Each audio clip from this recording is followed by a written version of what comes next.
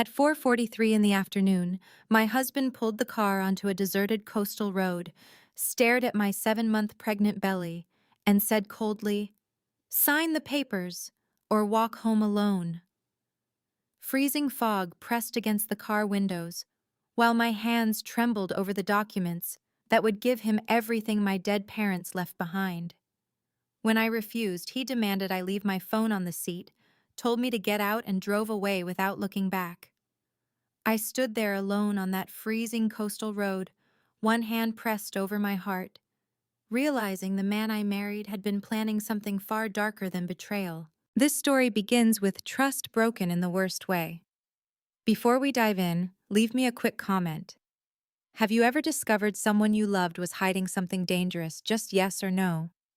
Some details here are fictionalized for storytelling, but the heart of this story, the lessons about survival and strength, is what I hope stays with you. I am Aurelia Ashford, 28 years old, 7 months pregnant, standing in my parents' living room the night after their funeral when my husband asks about the will. The funeral portraits stare at me from the mantel, my father, Lawrence Ashford, with those kind eyes that watched me grow up, 64 years of life, reduced to this framed photograph surrounded by white lilies. Beside him, my mother, Elaine, smiles her gentle smile, the one she wore at every board meeting and every family gathering, 62 years old, in the portrait, a photograph taken just 2 days before the accident that would take everything from me, the one police called unfortunate but unavoidable. The living room smells of candle wax and white wreaths. I trace my fingers across my father's portrait glass, whispering words I should have said when he could hear them. "I understand, Dad." Stellan Caldwell. My husband of 3 years walks into the room in his pressed charcoal suit, placing a hand on my shoulder with the kind of tenderness that used to make me feel safe. 35 years old, hedge fund manager, the man my father never trusted. "Babe," he says softly, "you've been standing here for an hour. I know you're hurting," Stellan continues, "but we need to talk about the will before the lawyer contacts us next week." The will. My hand stills on the glass. Something cold crawls up my spine. I force myself to breathe slowly, the way my therapist taught me years ago. "The lawyer said Friday," I reply. "We have time. I just want you to be prepared." He squeezes my shoulder. "Your parents had significant assets.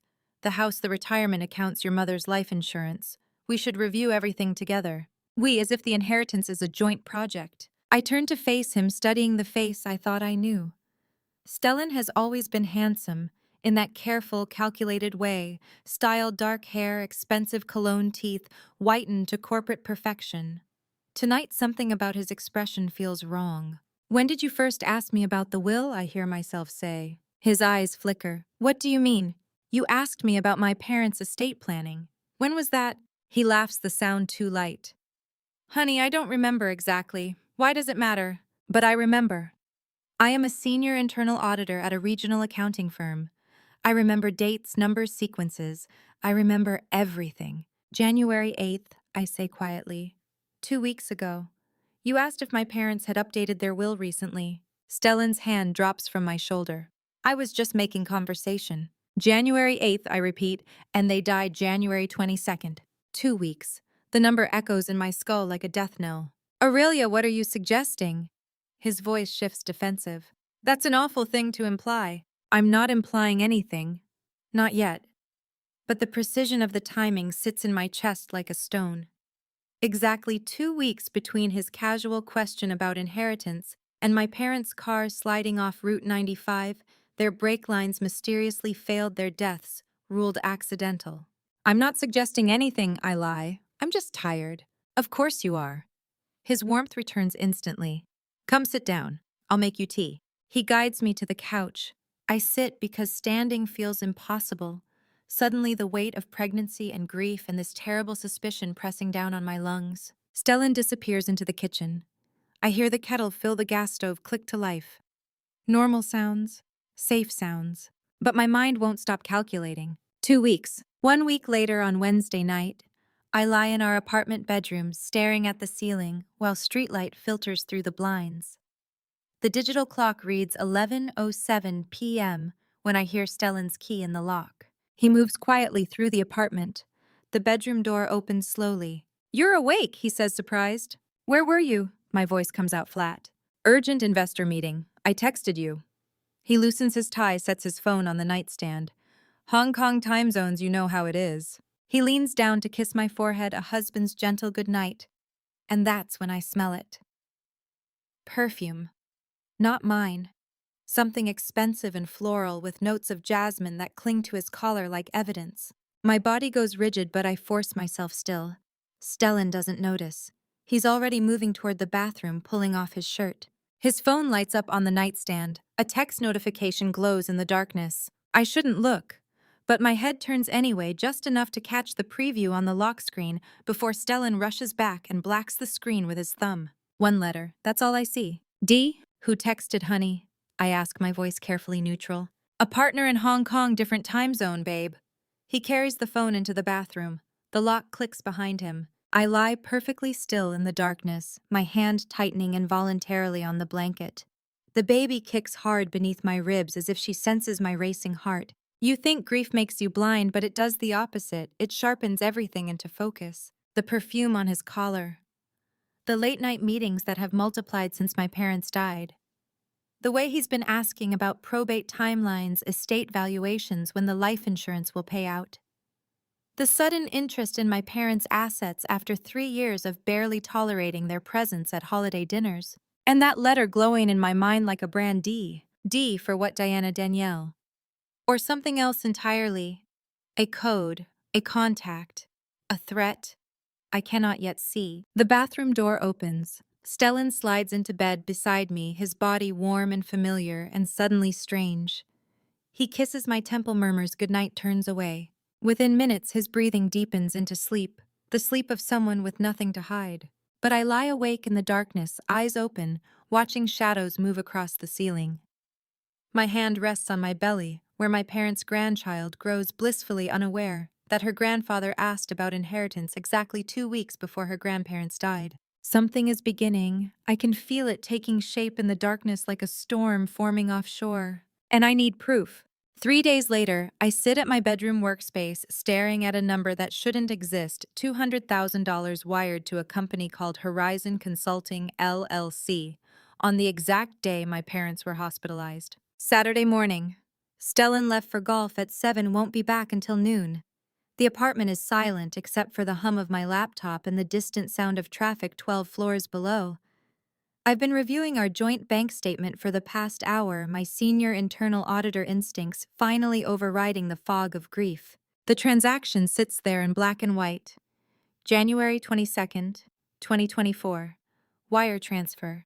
$200,000. Memo line consulting services rendered.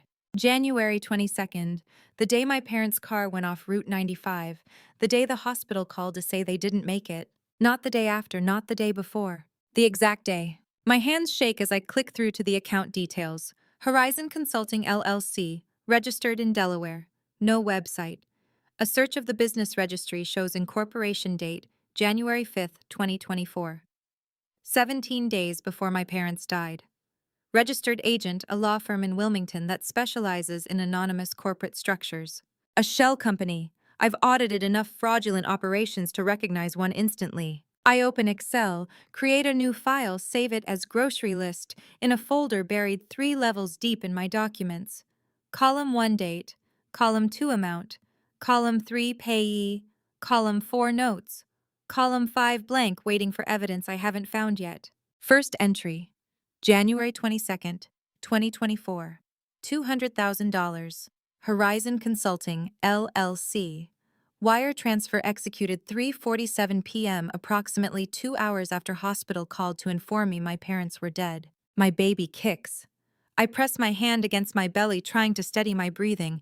She's innocent in all this. Whatever her father has done, she's innocent. I scroll back through 6 months of statements. There. December 8th, 2023, $50,000 to Apex Advisory Group, another Delaware, LLC Incorporated, November 2023. No operational history. October 15th, 2023. $75,000 to Summit Strategic Partners. A pattern emerges. Shell companies, large transfers, all within the 6 months before my parents died. I'm logging the fourth suspicious transaction when I hear the key in the lock. Stellan shouldn't be back for another 2 hours. I close the laptop, smooth my maternity sweater, walk out to the living room.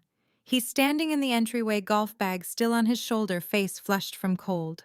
"You're back already," I say, keeping my voice light. "Is it cold outside?" Left my phone in the car, came back to get it. He's looking at me strangely. "Why are you up so early?" "Couldn't sleep, baby's been kicking." He crosses the room, kisses my forehead. The same gesture from 3 nights ago, except this time there's no perfume. Just his familiar cologne and the smell of winter air. "You okay, babe?" "Just tired," I lie. "Go play, I'll be fine." He studies my face for 3 seconds too long, then nods. "I'll be back by noon. Rest okay." The door closes.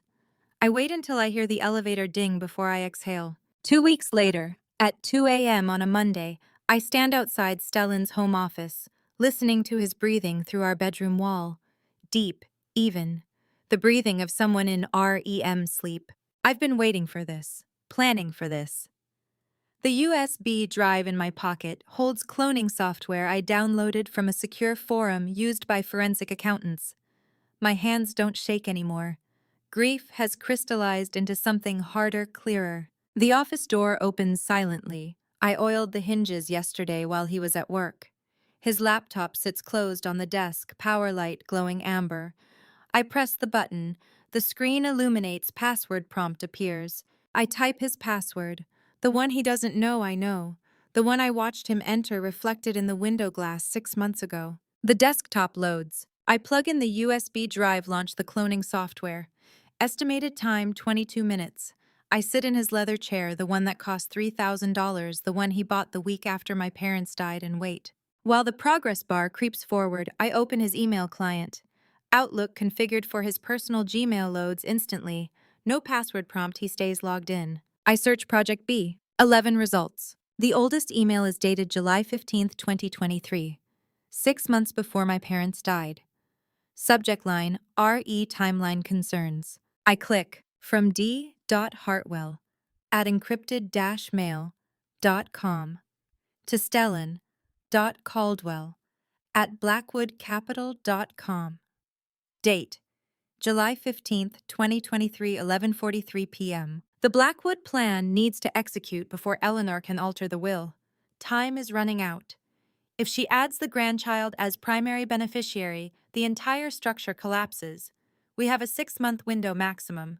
Confirm you can move the timeline forward. I read it twice, 3 times. The words don't change. The Blackwood plan.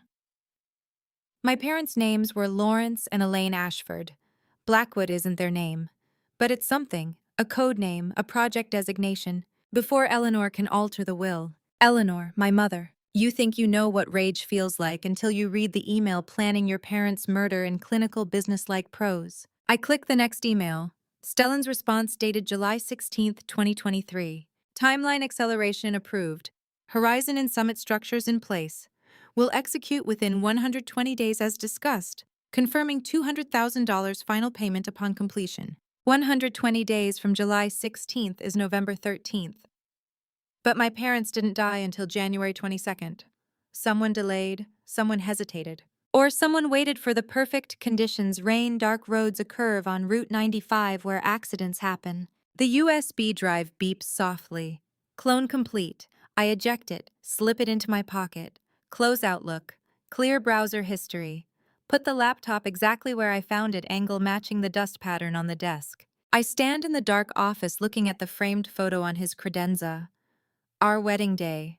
Me in white, him in a tuxedo, both of us smiling like people who believe in forever. I step out of the office, pull the door closed until it clicks. In the dark hallway, I look toward the bedroom where Stellan sleeps oblivious. The USB drive in my pocket feels like it weighs 1,000 pounds. I have evidence of fraud, evidence of conspiracy, evidence that my husband planned something terrible months before my parents died. But I need to know one more thing. Something my father might have left behind. Something Gwendolyn Lancaster, his estate attorney, might be holding. Something that will tell me if my parents knew they were in danger. I walk to the kitchen, pour a glass of water, stare out at the pre-dawn darkness. My reflection in the window shows a woman I'm just beginning to recognize. Someone who won't stop until she has the whole truth. Someone who will burn everything down to protect her child. The morning after I clone Stellan's laptop, I sit in a corner booth at a cafe in Brooklyn Heights, beanie pulled low over my forehead, watching the door. The cafe is 3 miles from our apartment, far enough that Stellan would never accidentally find me here, close enough that I can get back before he notices I'm gone. I texted Gwendolyn Lancaster at 6 a.m. She responded within 5 minutes, 9 a.m., the place on Henry Street, come alone. The bell above the door chimes. Gwendolyn Lancaster, 62, my parents' estate attorney for 20 years, silver hair pulled back in a neat bun, walks in carrying a leather portfolio that looks older than I am. She scans the cafe with practiced efficiency before her eyes find mine. She crosses the room and slides into the booth across from me, placing her hand over mine with the kind of steadiness that comes from delivering bad news to grieving families for decades. You look terrible, she says. I haven't been sleeping. I wouldn't either. She signals the waitress orders 2 coffees without asking what I want. You said it was urgent, that you needed to know about your father's instructions. I nod, not trusting my voice yet. Gwendolyn reaches into the portfolio and pulls out a thick cream envelope sealed with red wax. My father's handwriting across the front, for Aurelia when she asks the right questions. My throat closes. I reach for it, but Gwendolyn keeps her hand on top. Before I explain this, she says quietly, I need to know what you've discovered.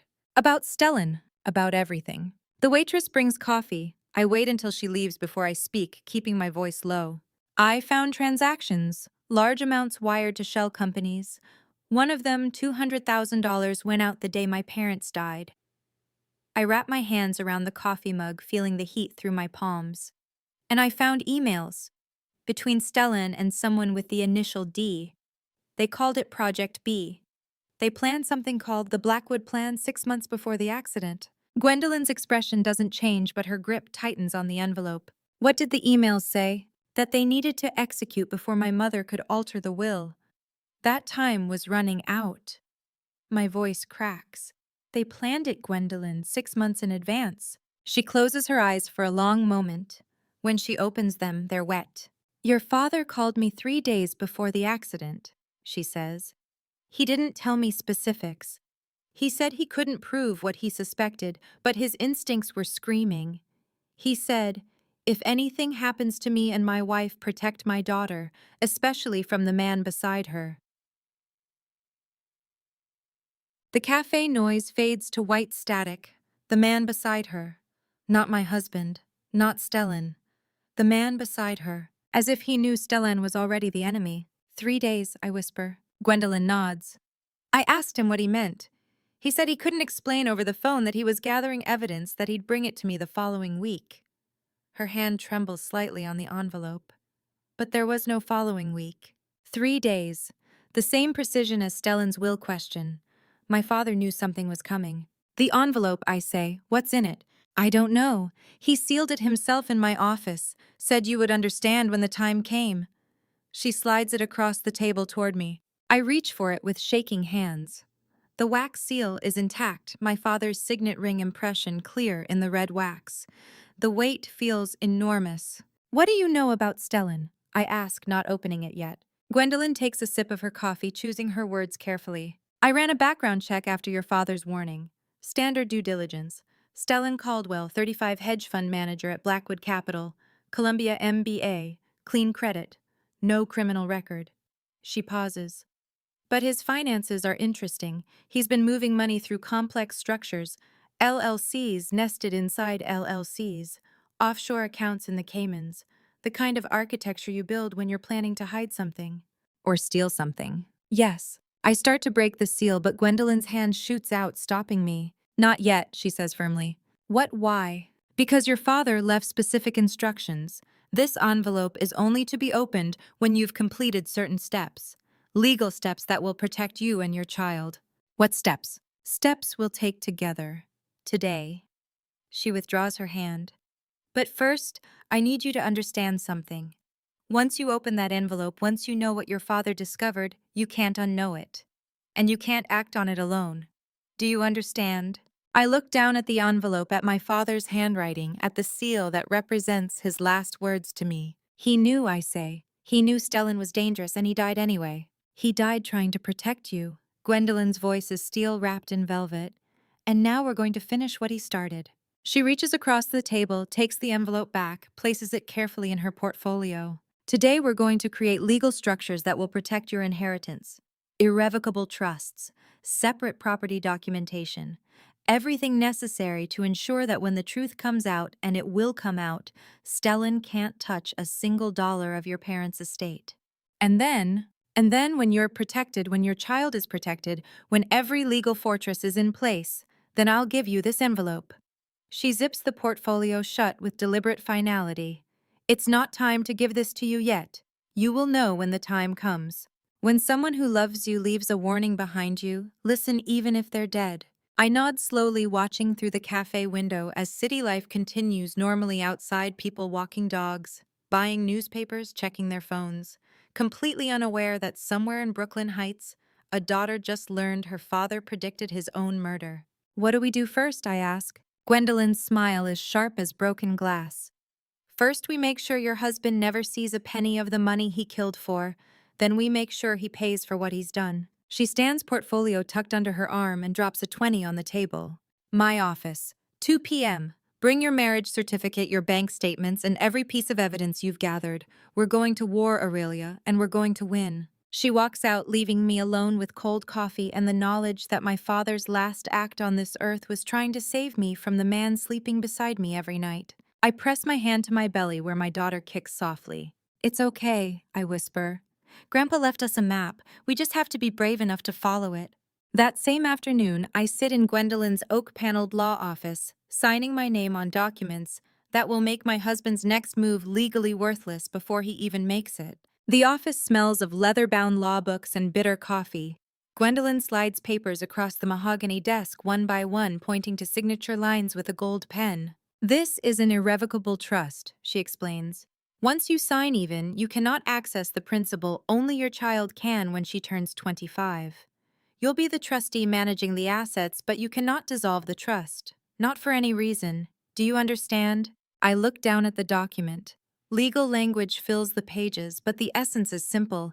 I'm putting the entire inheritance into a fortress that cannot be breached. What if Stellan tries to challenge it? Gwendolyn's smile is thin and sharp. He can try. But this trust was created while you're legally married, using your separate property inheritance for the benefit of your biological child. He has no standing to contest. She slides another document forward. This establishes that every asset from your parents' estate was your separate property before marriage. The trust transfer simply moves separate property into another separate property vehicle. I sign my name, the pen scratching across expensive paper. And if he forces me to sign something, if he threatens me, any document he forces you to sign later will just be scrap paper. The money is no longer there. Gwendolyn taps the trust document. It's not in your name anymore. It's locked in trust for your daughter. He can threaten all he wants, there's nothing left to take. I am building a fortress around my daughter's future brick by invisible legal brick. The final document slides across. This is a medical power of attorney. If anything happens to you, if you're incapacitated, this designates who has authority over your medical care and your child's guardianship. I thought that would automatically go to Stellan. It would, unless you explicitly designate someone else. I write Gwendolyn's name without hesitation. She gathers all the documents into a folder marked Ashford. These will be filed tomorrow. Certified copies go to 3 separate banks. She opens her desk drawer, pulls out a business card. There's one more thing. The card reads, Special Agent Clayton Thornton, FBI Financial Crimes Division. Just in case, Gwendolyn says. Your father had a relationship with Agent Thornton through consulting work. If you need someone who will believe you, call him. I slip the card into my wallet, tucking it behind my driver's license. 3 nights later, Friday evening, Stellan leaves the apartment at 7 for client entertainment. I watch from the window as his car pulls away, counting to 100 before I move. I lock the bedroom door and open the encrypted folder containing the cloned data from Stellan's laptop. For the next 4 hours, I do what I do best. I audit. Blackwood Capital's financial structure unfolds across my screen like a roadmap to fraud. I trace every transaction, every wire transfer, every shell company connection. My hands move automatically muscle memory from years of forensic accounting. The pattern is textbook. New investor capital comes in $1 million. That million goes into Blackwood Capital's operating account.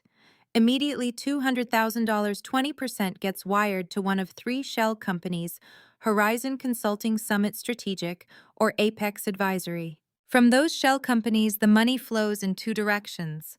Half goes to Stellan's personal account. The other half goes to an account belonging to someone named Vivienne Prescott. Vivienne, not D. Hartwell from the Project B emails. Whoever D. Hartwell is, they covered their tracks better. But Vivienne's involvement is undeniable. Transaction after transaction split 50-50 with Stellan, partners in crime. I map 3 years of data. The fraud is breathtaking. $15 million. 3 years. Hundreds of victims. My parents were just two more obstacles. This isn't creative accounting. This is a textbook Ponzi scheme. New investors pay old investors while Stellan and Vivienne skim 20% off the top. Eventually, the whole thing collapses. But before it does, they needed an exit strategy. A $20 million exit strategy named Eleanor and Lawrence Ashford. I save everything to an encrypted USB drive, label it. Grocery list 2. Hide it in a tampon box under the bathroom sink. I sat in complete darkness, USB drive beside me, the city glowing faintly outside. Don't worry, I whispered. Mom will handle everything. I turn off the laptop screen, sitting in complete darkness, with only the faint glow of city lights through the window.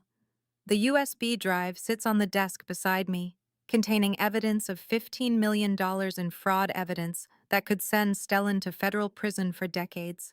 Tomorrow morning I could call Special Agent Thornton. I could hand over the evidence, let the professionals handle it. But something stops me. The FBI will take months to build a case. Months during which Stellan will be free, living in this apartment, sleeping in the room next to mine, watching my pregnancy progress. I need leverage first. Something more immediate. Something that will give me power even the FBI doesn't have. I look down at the list of Blackwood Capital's creditors, hard money lenders, anxious investors, people who are starting to suspect the fund is collapsing. 3 names stand out. 3 lenders who've loaned Stellan a total of $5 million in high-interest bridge loans over the past 18 months. $5 million in debt, and suddenly I know exactly what I'm going to do. Through Gwendolyn's intermediary law firm, I can approach these lenders quietly. They're getting nervous. I can see it in the loan documentation, the escalating interest rates, the shortened repayment terms. They want out before the collapse. I can offer them an exit, buy their debt at a steep discount, maybe 60 cents on the dollar. They get to walk away before the fraud investigation hits, and I become Stellan's largest creditor. The person who can call his loans. The person who can force him into bankruptcy. The person who holds a legal knife to his throat. I close the laptop, slip the USB drive into my pocket, and walk to the window. Manhattan glitters below millions of people living their normal lives, unaware that in this apartment a widow is turning herself into a weapon. Tomorrow I'll call Gwendolyn. Next week I'll buy my husband's debt. And when the time is right, when I have every piece of evidence, every legal protection, every advantage, I'll destroy him with the same precision he used to plan my parents' murder. 1 week later, I sit in a glass conference room in Manhattan, signing documents that will make me the single most dangerous person in my husband's financial life, his supreme creditor. Gwendolyn sits beside me, her reading glasses perched on her nose as she slides the final purchase agreement across the polished table. The intermediary law firm she hired specializes in discrete transactions, the kind where names stay buried under layers of corporate shells. The 3 lenders accepted your offer, Gwendolyn says quietly. $5 million in debt purchased for $3.8 million, 24% discount. I sign my name on the signature line. The LLC purchasing the debt is registered in Gwendolyn's name 3 layers deep in Delaware corporate structure. Stellan will never trace it back to me. As far as he knows, his lenders simply sold his paper to another institutional investor. But it's not another institution. It's me. What does this mean exactly? I ask, though I already know. I need to hear it spoken aloud. Under the Uniform Commercial Code, you are now the #1 priority secured creditor. If Stellan defaults on these loans, and he will, given the Ponzi structure you uncovered, you stand ahead of all other creditors. All remaining corporate assets liquidate to settle your debt first. And if there's nothing left for the other creditors, Gwendolyn's smile is sharp. Then they get nothing. You get everything. And Stellan goes to prison owing millions to people who will not be forgiving. 8 months pregnant now. The weight of new life and old grief pressing down in equal measure. He'll never see you coming, Gwendolyn says. The conference room door opens. Special Agent Clayton Thornton, 51 FBI Financial Crimes Division, salt and pepper hair, weathered face, that's seen too many white-collar criminals walk free walks in carrying my evidence files. He sits across the table, spreading the documents between us. Mrs. Ashford, he says, his voice carrying the flat authority of federal law enforcement. I've reviewed everything you provided. The cloned laptop data, the shell company transactions, the Ponzi structure. It's comprehensive. We can move forward. I am not just hunting him anymore, I am becoming the trap itself. What do you need from me, I ask. Thornton pulls out a digital recorder, sets it on the table. First, a formal statement. Everything you discovered in your own words on record. Then we need to discuss the operation. Operation. Project B mentioned something called the Blackwood Plan. We believe Blackwood refers to a location possibly where the final phase of the conspiracy will execute. Do you know where that is? I freeze. Blackwood. My parents' villa in Newport. The place where I spent summers as a child, where my father taught me to swim, where my mother planted roses that still bloom every June. The place Stellan has been suggesting we visit for weeks. It's my parents' estate, I say quietly. In Newport, Rhode Island. Stellan keeps suggesting we go there for a maternity retreat. Thornton and Gwendolyn exchange a look. When, Thornton asks. He mentioned next week, said the fresh air would be good for the baby. Thornton nods slowly. Then next week we'll be ready. March arrives cold and gray. On Thursday evening, Stellan cooks pasta in our apartment kitchen, something he hasn't done in months. He's been attentive lately, tender, the version of himself I fell in love with 4 years ago. The performance is masterful. I've been thinking, he says, setting a plate of carbonara in front of me. We should go up to Blackwood next week. Get away from the city. Fresh air will be good for you and the baby. It's your parents' house, you'll feel closer to them. I take a bite of pasta, letting the silence stretch just long enough to seem like I'm considering. That's a wonderful idea, honey, I say, smiling. I'd love that. His shoulders relax. He kisses the top of my head. I'll handle everything. You just rest. 3 days later, on Sunday morning, Stellan takes the train into Manhattan for what he calls an emergency board meeting. The moment his car disappears around the corner, I text Thornton. He's gone. You have 4 hours. I don't go to the villa. I can't risk Stellan's surveillance catching me there. But Thornton sends me updates every 30 minutes. 11:15 a.m. team arrived. Installing cameras in living room, master bedroom, study. 12:47 p.m. audio devices placed in kitchen, dining room, front entrance. 2:23 p.m. found something. Calling you now. My phone rings. I answer before the first ring finishes. What did you find? Thornton's voice is tight. Aurelia, we found something while installing our cameras. Someone already planted professional-grade wiretaps in the villa. They were there before we arrived, hidden in the smoke detectors, the electrical outlets, the bookshelf in the study. The room tilts. What? Professional grade, pre-existing, someone's been watching. My breath comes short and shallow. The baby kicks hard against my ribs. How long? Based on the equipment model, at least 6 months. Maybe longer. Whoever planted these has been monitoring that villa since before your parents died. I sink onto the couch, phone pressed against my ear. The apartment, I whisper. Is this apartment? We don't know yet, but you need to assume yes. Assume every space is compromised until we can sweep it. Don't change your behavior. Don't let Stellan know you suspect anything. Can you do that? I look around the living room with new paranoid clarity. The bookshelf camera, the smoke detector microphone, the decorative mirror angled toward the bedroom door. The space that was supposed to be my sanctuary suddenly feels like a carefully constructed cage, and I have no idea how long I've been the exhibit. Yes, I say. I can do that. Good. The trip is still on. Tuesday, 3 p.m. He thinks he's taking you into a trap, but we'll be the ones waiting. Thornton hangs up. I sit completely still, scanning every corner of the apartment, seeing it differently now. Every object suspect, every shadow a potential lens. Someone has been watching me for months. But the trap is set now. And in 5 days I'll drive up to Blackwood exactly as Stellan planned, only this time he'll be the one walking into surveillance. I closed my eyes for 3 seconds, memorizing the feeling of solid ground beneath my feet. Almost there, I whisper. Just a little longer and Mom will make sure he never hurts anyone again. 5 days later, I sit in Stellan's car as we drive northeast along the Connecticut shoreline toward Rhode Island, his hand resting over mine on the console and beneath my maternity sweater. A federal wire records every word he speaks. The FBI dashcam is smaller than a quarter pinned to my bra with medical tape. Clayton Thornton assured me it's Title III authorized every recording admissible in federal court. I've been performing for 5 days straight, smiling over breakfast, laughing at his jokes. If the apartment is bugged like Thornton suspects, then whoever's watching needs to see a wife who suspects nothing. Stellan squeezes my hand. How are you feeling, babe? Not too uncomfortable. We can stop anytime you need. I'm okay, I say smiling. It's nice to get out of the city. He turns up the music, my favorite playlist from 3 years ago. Ella Fitzgerald croons through the speakers. The irony would be funny if it weren't so horrifying. I was thinking. Stellan says, his thumb tracing circles on my hand. What about Eleanor for a girl after your mother? My throat closes. He's suggesting I name my daughter after the woman he had killed. That's beautiful, I manage. Mom would have loved that. She would have been an amazing grandmother. His voice carries perfect regret. I'm so sorry you have to go through this pregnancy without her. When the person who likely murdered your parents holds your hand and smiles, you smile back, and you memorize every word for the jury. The highway stretches through coastal fog.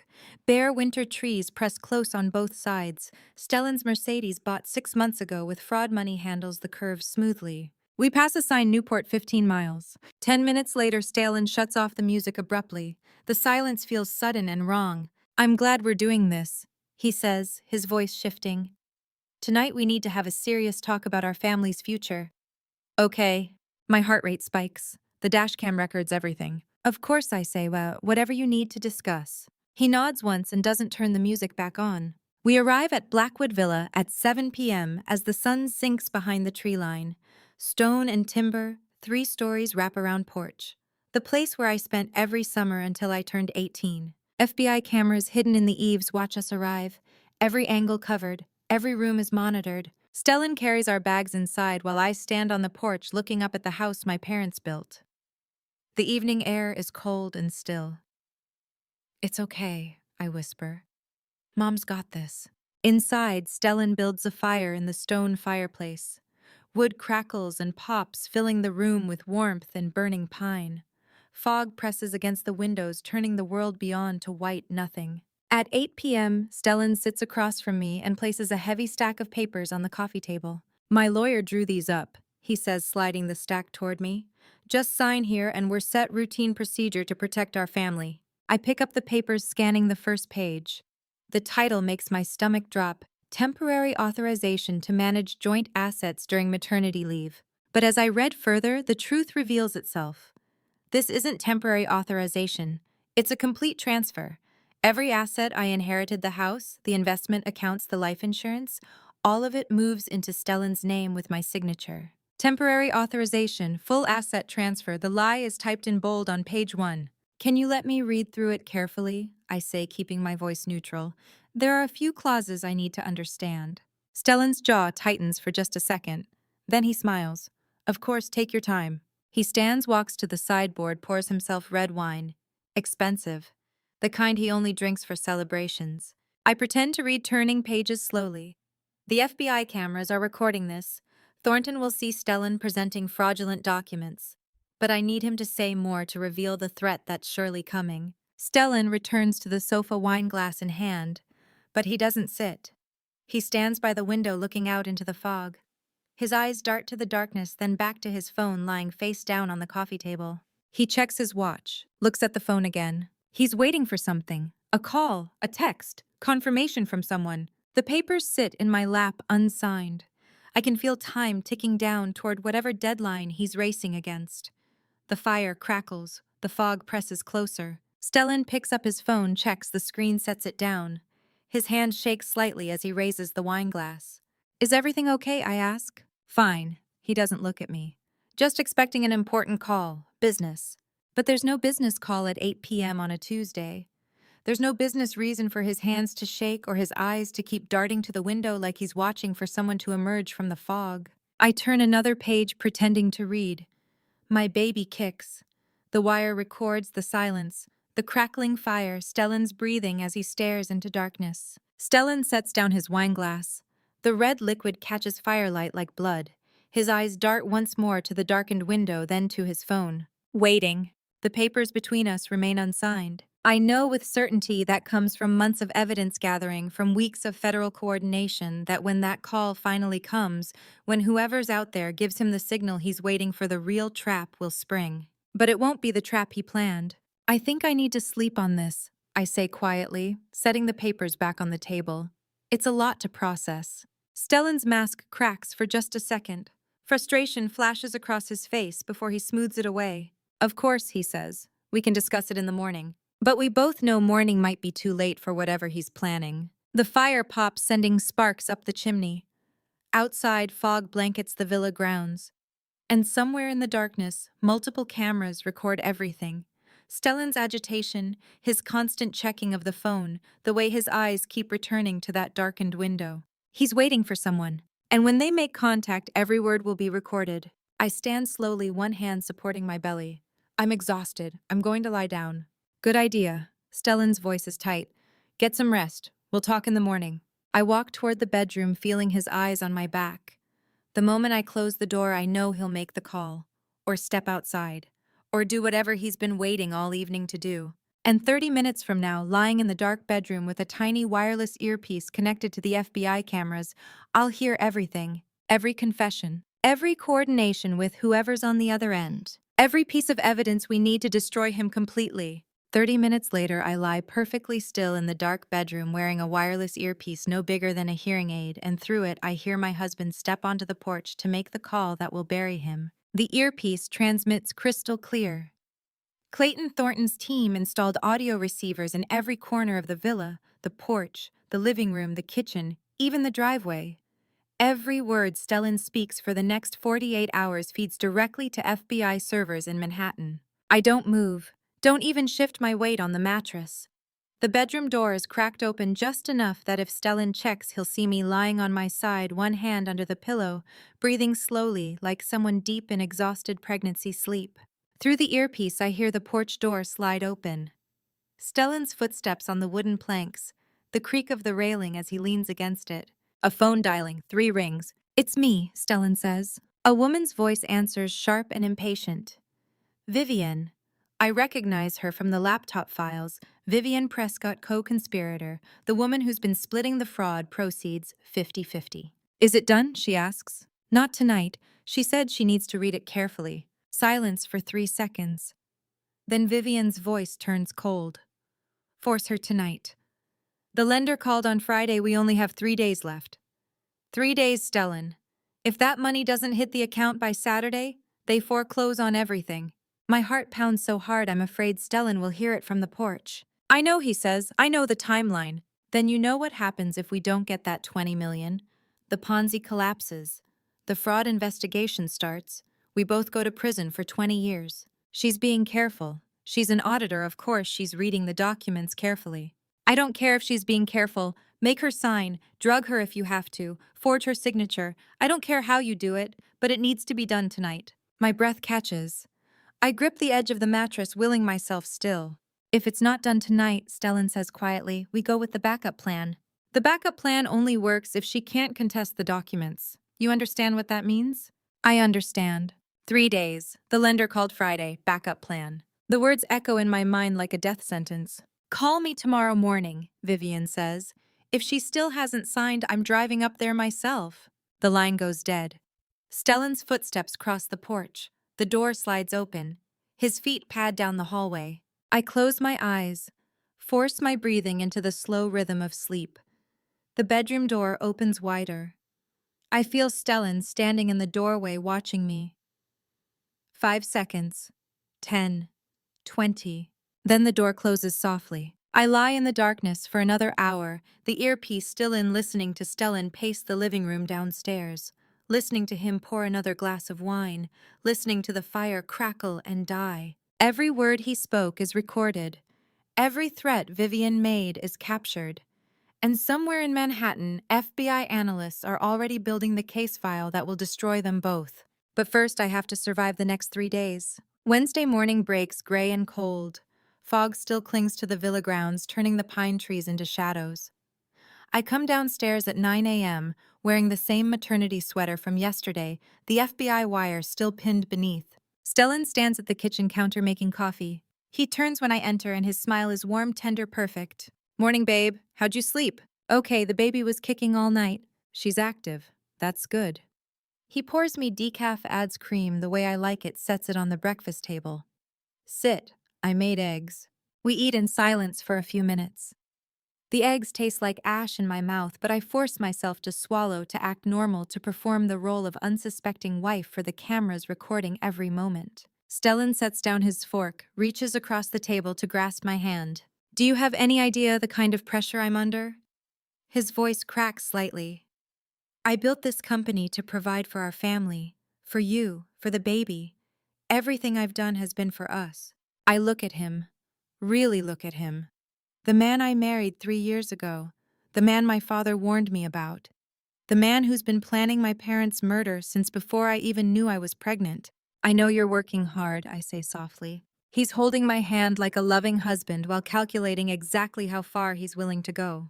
I need you to trust me on this, he says, his grip tightening slightly. Just this once. Sign the papers. Let me handle the financial side while you focus on the baby. That's all I'm asking. Give me a little more time to look over the documents, honey.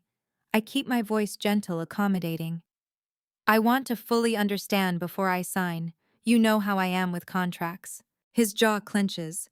For just a second, the mask slips and I see raw frustration flash across his face.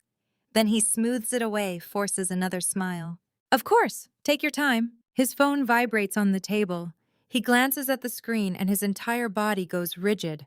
I need to step outside for a minute, he says, standing abruptly. He walks out the glass door onto the porch, phone pressed to his ear, and through the window I watch his body language shift, shoulders tensing, hand gripping the railing, white-knuckled. He's running out of patience. He's running out of time. 3 days until the lender forecloses. 3 days until the Ponzi collapses. 3 days until whatever desperate measures he and Vivian have planned. I can see it in the rigid set of his spine, in the way his fist clenches around the phone. By tonight, one way or another, he will force my hand. The question is how far he's willing to go. I stand slowly, carry my plate to the sink, and through the window watch my husband rage silently into his phone. The fog presses closer. The dark water glitters beyond the villa grounds. And I realize with absolute certainty that the backup plan Vivian mentioned isn't about forging signatures. It's about making sure I can't contest them. I closed my eyes for 3 seconds, memorizing the feeling of solid ground beneath my feet. Hold on, I whisper, just a little longer. Because in 7 hours, by 4 p.m. this afternoon, the facade will shatter completely. And I'll finally discover what desperate men do when their empire is seconds from collapse. At 4 p.m. Wednesday afternoon, my husband drops a pen onto the coffee table in front of me and says 2 words that end his freedom: sign it, now. I look up from the papers I've been pretending to read for the past 6 hours. Stellan stands over me, jaw-clenched hands balled into fists at his sides. The afternoon light through the villa windows turns his face into sharp angles of shadow and rage. Stellan, I cannot sign this without my own lawyer reviewing it. His eyes flash. Your lawyer, this is family money. Your parents left it for the family, not just for you. Then there's no rush, I say calmly. My lawyer can review it next week. Next week is too late. The words explode out of him before he can stop them. He realizes his mistake, immediately tries to walk it back. I mean, the financial structures need to be in place before the baby comes. It's complicated, tax implications. But I heard what he said. Next week is too late. Because the lender forecloses on Saturday. Because the Ponzi collapses. Because he and Vivian run out of time. I set down the papers, fold my hands over my pregnant belly. I need more time to think about it. Stellan's control shatters. He kicks the coffee table. The entire thing flips over with a crash that echoes through the stone villa. Water cups shatter. Papers scatter across the hardwood floor. The pen I was supposed to sign with rolls under the couch. You don't understand what you're doing, he screams, standing over the wreckage. I have built everything for this family. Everything. I don't move, don't blink, don't react at all. Because beneath my maternity sweater, the FBI dash cam is recording every second. Every word, every violent gesture, federal evidence of coercion. When someone shows you who they really are, believe them and make sure the FBI camera catches it. Stellan drops to his knees, gathering papers with shaking hands. His breath comes in ragged gasps. For a moment, I think he's crying. Then he looks up at me and his eyes have gone completely cold, dead. "Grab your coat," he says quietly. "Why? We're going for a drive." "Stellan, I'm exhausted." "Grab your coat." Something in his voice tells me this isn't a request. This is the backup plan Vivian mentioned. This is what happens when desperate men run out of options. I stand slowly, one hand supporting my belly, walk to the entryway, put on my winter coat, the thick one, the one that will keep me warm if I'm outside for hours. Stellan watches me from the living room doorway, arms crossed. "Leave your phone," he says. "What?" "Your phone, leave it here." I pull my phone from my pocket, my primary phone, the one Stellan knows about, and set it on the entry table. My heart pounds, but I keep my face neutral. He doesn't know about the satellite phone in the hidden pouch of my maternity belly warmer. The one Clayton Thornton gave me. The one with GPS tracking that transmits my location every 30 seconds to FBI servers. We drive in silence. East along the coastal road, then onto a smaller road, then smaller still. The paved surface becomes gravel, then dirt. Trees press close on both sides, branches scraping against the car windows. 4 miles from the villa, Stellan turns onto what looks like an abandoned dirt road cutting into the woods. The Mercedes bumps over ruts and roots. No cell towers out here, no houses, no witnesses. He stops the car. Engine idling, headlights illuminating nothing but fog and darkness. The dashboard clock reads 4:43 p.m. Dusk is falling fast. "Sign it or get out," Stellan says. I turn to look at him. His profile in the dashboard light is stone. No emotion, no humanity, just cold calculation. "Get out," I repeat quietly. "You heard me. Sign the papers or get out of the car, right here, right now." I look through the window at the pitch-black forest. Temperature dropping. Fog thick enough to taste. 4 miles from the villa through woods with no trail. "You would leave me here 8 months pregnant. I would leave you anywhere if you won't do what's necessary for this family." He thinks he's abandoning me. He's walking into a federal felony. I unbuckle my seatbelt. The click is loud in the silent car. "What are you doing?" Stellan asks. "Getting out," I say calmly. I reach for my purse on the floor. The purse with my wallet, my primary phone, everything Stellan expects me to desperately need. And I leave it on the seat, deliberately, staging the scene perfectly. Abandoned pregnant woman. Stripped of phone, money, identification. Left in freezing wilderness. Federal kidnapping. Federal coercion, federal endangerment. I open the car door. Cold mountain air rushes in sharp with the smell of pine and damp earth. "Wait," Stellan starts. But I step out onto the dirt road. My boots sink slightly into mud. Behind me, the car door slams shut. Not my hand, his. The engine revs. Tires spin on gravel. The Mercedes backs up 20 feet, turns, and the headlights sweep across me one final time before disappearing down the logging road. The sound of the engine fades, then it's gone completely. I stand alone in the dark forest, 8 months pregnant, as deep coastal silence closes around me like a fist. The fog wraps cold and wet against my face, temperature dropping below 40 degrees. No light except the last gray sliver of dusk filtering through the trees. I check my watch, 4:47 p.m. Then my hand reaches slowly into the hidden pouch of my maternity belly.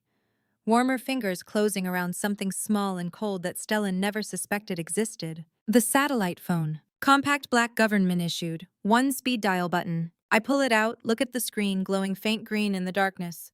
GPS signal strong. Location transmitting. Every second of the past 30 minutes is recorded on the dash cam I'm still wearing. Every threat, every moment of coercion, every mile he drove me into the wilderness. And now this, the abandonment itself. One press of a button, and everything he just did becomes evidence that will destroy him. I press it. One ring. Clayton Thornton's voice comes through crystal clear despite the mountains, despite the fog. "Are you secure?" My response is flat as an audit report. "I am secure. Mile marker 7, Old Coastal Road. He just abandoned me here. The trap has snapped shut." "GPS locked," Thornton says through the satellite phone, his voice steady despite what I've just told him. "Extraction team is 8 minutes from your location. Stay on the line with me. Are you injured?" "No." My voice is surprisingly calm. "Clinical." the voice I use when presenting audit findings. I am uninjured. Dashcam recorded the entire 6-hour ordeal, violent confrontation at the villa, threats in the vehicle abandonment on this road. Everything is on record. Good, that's very good. I hear him speaking to someone else, muffled. Confirm Team 1 en route, mile marker 7. Subject is secure and communicating. Then back to me. Aurelia, I need you to walk toward the road entrance. Can you do that? I look down the dark dirt road, trying to remember which direction Stellan's car disappeared. My boots sink into cold mud with each step. Yes, I'm walking now. Keep talking to me. Tell me what you see. Trees, fog. The road is rutted, muddy, temperature dropping fast. My breath comes out in white clouds. I can't see more than 20 feet in any direction. That's okay, we see you. Your GPS signal is clear on our screen. What Stellan thought was helpless abandonment was actually a perfectly executed federal sting operation. The satellite phone hidden in my maternity pouch the entire time, the dash cam recording every threat, the GPS tracking my location down to 3 feet. He thought he was leaving me to freeze. He was walking into a federal felony. Aurelia, vehicle approaching your position. Do you see headlights? I turn. Through the fog, 2 bright lights cut through the darkness, growing larger. I see them.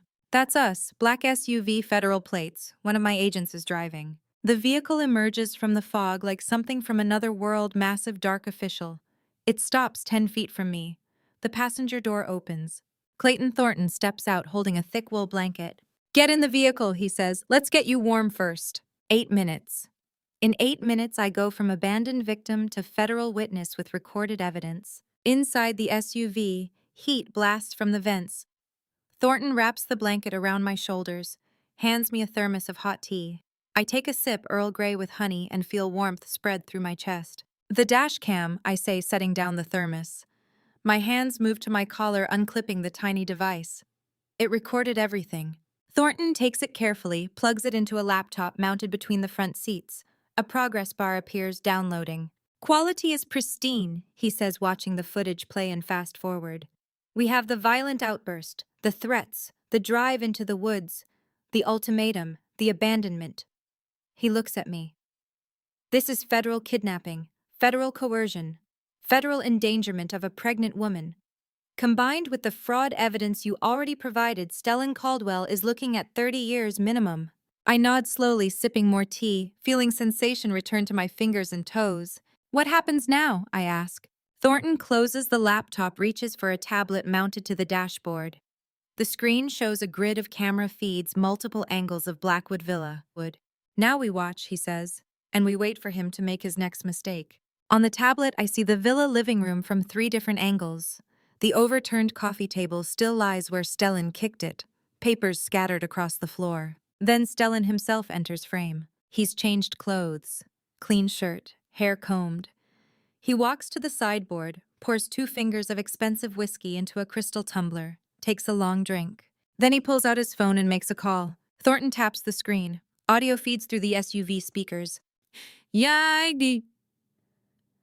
Done, Stellan is saying.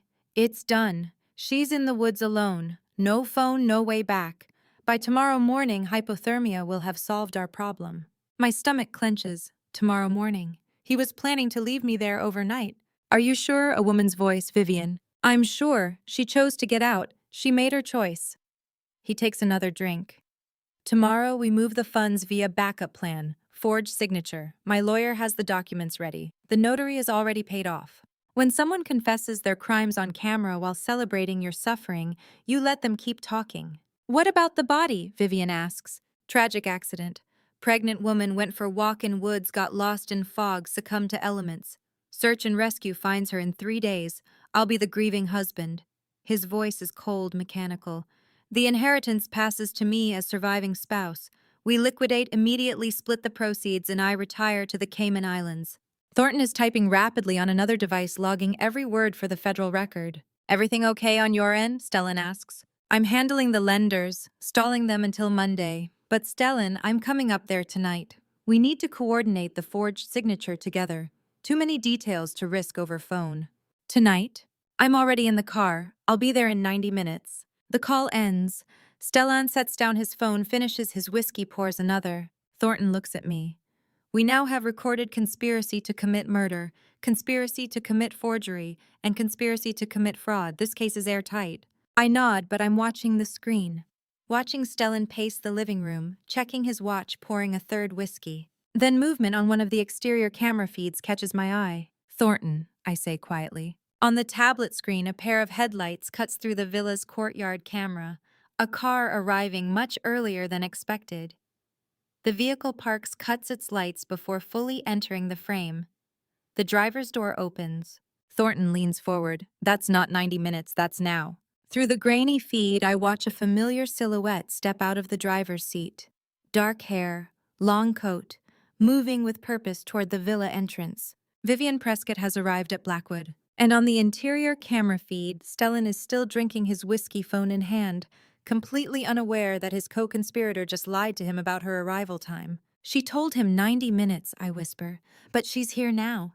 Thornton's jaw tightens. She's planning something he doesn't know about. We watch as Vivian enters the villa, the front door opening, Stellan turning surprise flashing across his face. And I realize we're about to watch Vivian commit the betrayal that seals both their fates. Inside the warm FBI command vehicle, I watch the tablet screen as Vivian Prescott walks through the villa's front door at 6:47 p.m. And Stellan, still on his celebration phone call, has absolutely no idea his accomplice just became his executioner. Thornton adjusts the audio feed. Through the speakers, we hear the conversation in real time. You said 90 minutes, Stellan says, setting down his whiskey glass. Surprise in his voice, but not alarm. Not yet. Traffic was better than expected. Vivian's voice is smooth, practiced. She sets her purse on the entry table, unbuttons her coat. We should discuss the forged signature documents while I'm here. Make sure every detail is perfect. Agreed. Let me get the paperwork from upstairs. Stellan leaves frame. We watch Vivian stand perfectly still in the foyer, listening to his footsteps on the stairs. The moment she's alone, her expression changes. The smile drops, replaced by something cold and calculating. She's not going to help him, Thornton says quietly beside me. She's going to bury him. I sip more tea, keeping my eyes on the screen. How long do we watch? As long as it takes, we've got all night. The hours crawl past. Through the camera feeds, I watch Stellan and Vivian sit at the dining table, papers spread between them discussing forged signatures and notary bribes like people planning a dinner party.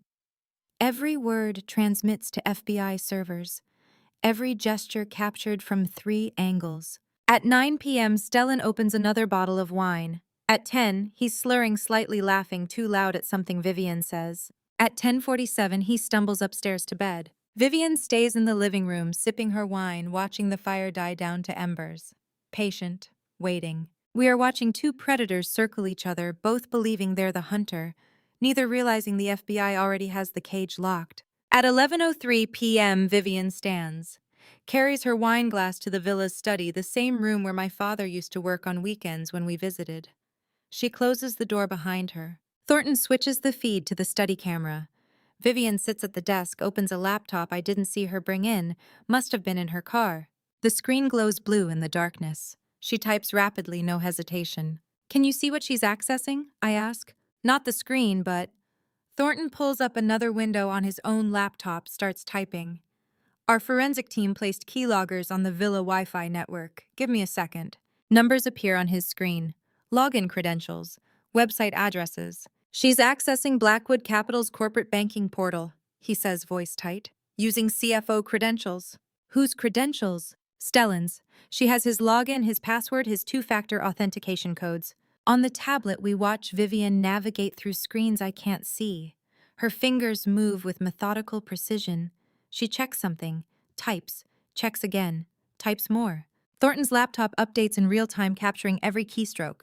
Wire transfer initiated, he reads. Amount $2.3 million. Source account Blackwood Capital Operational Fund. Destination. He stops, looks at me. Destination account is in the Cayman Islands. Registered owner Stellan Marcus Caldwell. Not Vivian's account, Stellan's. She's framing him, I whisper. She's doing more than that. She's positioning herself as a victim. The loyal CFO who discovered the fraud too late. The whistleblower who tried to stop it. Thornton watches the screen. When this hits the news, every dollar will trace back to him. She walks away clean with immunity for testimony. On the tablet, the transaction completes. 12 minutes from log in to log out. Vivian closes the laptop, sits back in the leather chair, takes a slow sip of wine. She just dug his grave, Thornton says. No. I keep my eyes on the screen. She just completed the picture for us. Because now we have everything. The original fraud, the conspiracy, the forgery plan, the abandonment, and now this, the final betrayal that proves these weren't partners. They were predators eating each other alive. Vivienne finishes her wine stands, walks back to the living room. She curls up on the couch with a blanket, closes her eyes, and within minutes appears to be sleeping peacefully, like someone with nothing on her conscience. Thornton turns away from the tablet, opens his laptop, begins typing. The document header reads, Evidence Compilation, Operation Blackwood. I watch him type charges line by line. Wire fraud, $15 million over 36 months. Conspiracy to commit fraud, Stellan Caldwell, Vivienne Prescott. Conspiracy to forge federal documents, emergency authorization paperwork. Abandonment endangering life. March 12, 4:43 p.m. mile marker 7. Attempted coercion, violent confrontation, 4 p.m. Conspiracy to commit identity theft, forged notarization planning. Embezzlement, $2.3 million, wire transfer to offshore account. Abandonment, forgery, wire fraud, conspiracy, but not murder, not yet. Thornton pauses, stares at the screen, then looks at me. We're missing one, he says quietly, the most important charge. I know exactly what he means. My parents, I say. The initial accident investigation was closed as mechanical failure within weeks. No forensic analysis was done on the brake system itself. The car was crushed for scrap 4 months after the accident. But the cloud backup gave us everything we needed. So we can't prove it. Not with physical evidence, not anymore. He closes his laptop.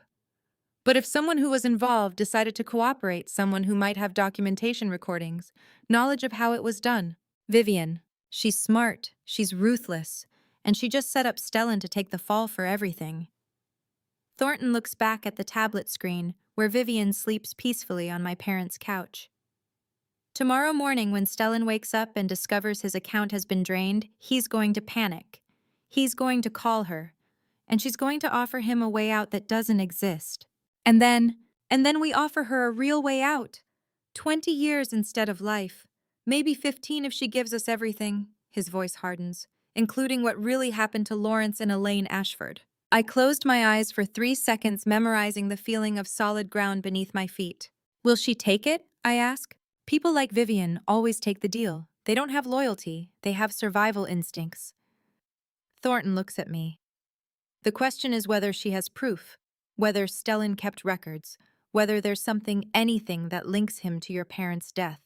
Through the tablet screen, Vivian shifts on the couch, pulls the blanket higher. And I think about the Project B emails, the ones that said, the Blackwood plan needs to execute before Eleanor can alter the will. My mother's name, Eleanor. Stellan kept records of everything else, every transaction, every shell company, every fraud. Why wouldn't he keep records of the murder that started it all? At 11:47 p.m. Wednesday night, warm and safe inside the FBI command vehicle, I watch Thornton's dashboard screen light up with a message that changes everything. Forensics, January accident investigation, evidence of mechanical brake tampering, confirmed require suspect interrogation, authorization. Thornton reads it aloud twice as if making sure the words are real. Then he looks at me. Forensics confirmed mechanical brake tampering, January accident, your parents. I sit perfectly still, one hand pressed against my pregnant belly. I've suspected for 3 months.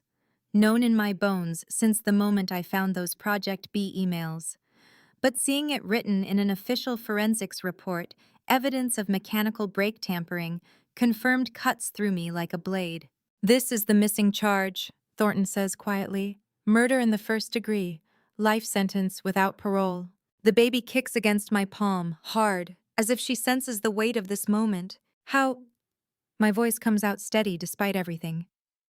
The car was crushed months after the accident. You said there was no physical evidence. There wasn't.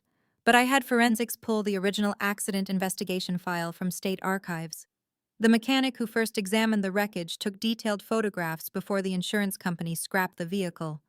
He noted anomalous damage to brake line pressure regulator in his report, but the detective classified it as mechanical failure. Thornton pulls up the photos on his screen. Our forensics team analyzed those original photographs using modern imaging technology. The damage pattern is consistent with deliberate tampering, not mechanical wear. I look at the grainy photos. Brake components I don't understand. But I see what the forensics team saw: clean cuts where there should be gradual wear, precision where there should be randomness. It's not definitive proof on its own, Thornton continues, but combined with the Project B emails, the timing of the will, question the inheritance motive, it's enough for a murder charge, enough to bring it to trial. But we need Vivian's direct testimony linking Stellan to the tampering. We need her to tell us who did it, how it was done, what Stellan said before and after. His jaw tightens. Tomorrow morning we make her an offer. 20 years instead of life. Maybe 15 if she gives us everything. Murder in the first degree. My parents. Confirmed. The words float in the vehicle like ghosts finally named. I close my eyes, rest both hands on my belly, and let myself feel it. The grief, the validation, the terrible satisfaction of knowing I was right all along. Tomorrow, I whisper. What time? 7 a.m. Stellan will wake up. He'll check his accounts, and he'll discover what you did 3 weeks ago. The night passes in surveillance shifts. Thornton and I take turns watching the villa feeds while the other sleeps in the back seat. At 6:30 a.m., gray dawn light filters through the vehicle windows. Thornton shakes me awake. He's up, moving to the study. I climb back into the passenger seat, accept the coffee he hands me, decaf he remembered, and watch the tablet screen. Stellan sits at the villa desk in yesterday's clothes, hair disheveled, eyes red-rimmed. He opens his laptop with shaking hands, types rapidly. Thornton narrows the camera angle. He's accessing what he thinks is your inheritance account, the one he believes is still vulnerable to his credentials. On screen, Stellan waits for the bank portal to load. His leg bounces nervously. He drums his fingers on the desk. The screen flashes red. Account does not exist. Stellan stares, refreshes, types the account number again, slower this time, checking each digit. Account does not exist. He doesn't understand yet, Thornton says. He thinks it's a system error. Stellan picks up his phone, dials, puts it on speaker. An automated voice answers. Thank you for calling Meridian Trust Bank. Please enter your account number followed by the pound key. Stellan enters the numbers, waits. The account you have entered was closed and liquidated 8 days ago. If you believe this is an error, please speak with a customer service representative during business hours. 8 days ago, before he even proposed Blackwood, she was already 10 steps ahead. Stellan slams his fist on the desk. Coffee cup tips, spilling brown liquid across papers. He stands so violently the chair crashes backward. No, no, no, no. He's pacing now, hands in his hair. She couldn't have. She didn't know. She couldn't have known. But I did know. I knew in January when I found the Project B emails. I knew when I met with Gwendolyn and built the legal fortress. I knew when I bought his debt. I knew when I cloned his laptop. I knew everything. And while he was planning my abandonment, I was systematically dismantling every piece of leverage he thought he had. On screen, Stellan grabs his phone again, scrolls through contacts with frantic fingers. Thornton leans forward. Here it comes. Who's he calling? The only person left who might help him. Thornton taps his earpiece, speaks into it. All units suspect about to make contact with co-conspirator. Prepare for intercept. Stellan hits a number, presses the phone to his ear. Thornton turns to look through the vehicle's rear window at the 3 black SUVs parked in formation behind us. Tactical agents in body armor check their weapons, adjust their radios, wait for the signal. He turns back to me. He's going to call Vivian now, and when he does, they're going to incriminate themselves one final time before we move in. I watch the tablet screen, watch Stellan pace the study while the phone rings, watch desperation turn to panic, turn to rage, and I think about my parents. About the brake lines cut just months ago. About the careful planning that went into their murder. About the 3 years I spent married to their killer without knowing. Thornton shuts off the tablet feed for just a moment, looks at me directly. Suspect about making contact with a co-conspirator, he says into his earpiece. The intercept window opens in approximately 90 seconds. Then to me, quieter, are you ready for this? I've been ready since January, I say. Thornton nods, turns the tablet feed back on. And we wait for Vivian to answer the call that will destroy them both. The tablet screen flares to life. Stellan's face fills the frame, twisted with rage, shouting at someone off camera. Static crackles through the command vehicle speakers. Thornton freezes mid-gesture. Every agent in the vehicle leans forward. This is it, the final trap springing shut. Where is it? Stellan's voice tears through the speakers. Where's the money, Vivian? The camera angle shifts. Vivian Prescott stands near the villa study window, arms crossed defensively. I don't know what you're talking about. The Cayman account. $2.3 million disappeared last night. You were here. You had access to my laptop. Where is it? Vivian's composure cracks. You think I took it after everything I've risked, after what we did to... Careful, Stellan warns, but it's too late. I created a backup plan with the forged signature in case you double-crossed me, she says, voice rising. In case you decided to leave me holding all the evidence while you disappeared with everything. That's what you were planning, wasn't it? Abandon your pregnant wife, forge her signature, take the $20 million, and leave me to explain the Ponzi scheme to federal investigators. Thornton's hand shoots up, signaling the technical agent beside him. Capture that. Audio enhancement. Get every word. On screen, Stellan takes a step toward Vivian. You have no idea what you've done. That money was supposed to cover the lender payment due Saturday. Without it, they foreclose. The whole structure collapses. Maybe it should collapse, Vivian says. Maybe it's time we both face. The slap echoes through the speakers before I fully process what happened. Stellan's hand connects with Vivian's face, snapping her head to the side. I notice my hands are shaking as I grip the metal bench in the command vehicle. I force myself to breathe 4 counts in, 4 counts out, a technique my therapist taught me years ago. Outside the tinted windows, morning joggers pass by on the Newport waterfront trail, completely unaware that 8 feet away, a federal operation is unfolding. Vivian recovers rage, replacing shock. She grabs a crystal tumbler from the desk and hurls it at Stellan's head. He ducks. Glass shatters against the wall. You psychopath, she screams. You killed her parents and now you tried to kill her. I should have gone to the FBI months ago. But you didn't, Stellan says coldly. Because you're just as guilty as I am. You took half of everything. You helped plan the Blackwood operation. You're going to prison for just as long. Thornton is typing rapidly, every word being logged, time-stamped, preserved for prosecution. Confession to murder. Conspiracy. Assault captured on federal surveillance. The accomplices are destroying each other while we record every word. The main monitor in the command vehicle flickers to life. A woman appears on screen via secure video link. Assistant U.S. Attorney Margaret Reynolds, mid-50s, steel gray hair pulled back, reading glasses perched on her nose.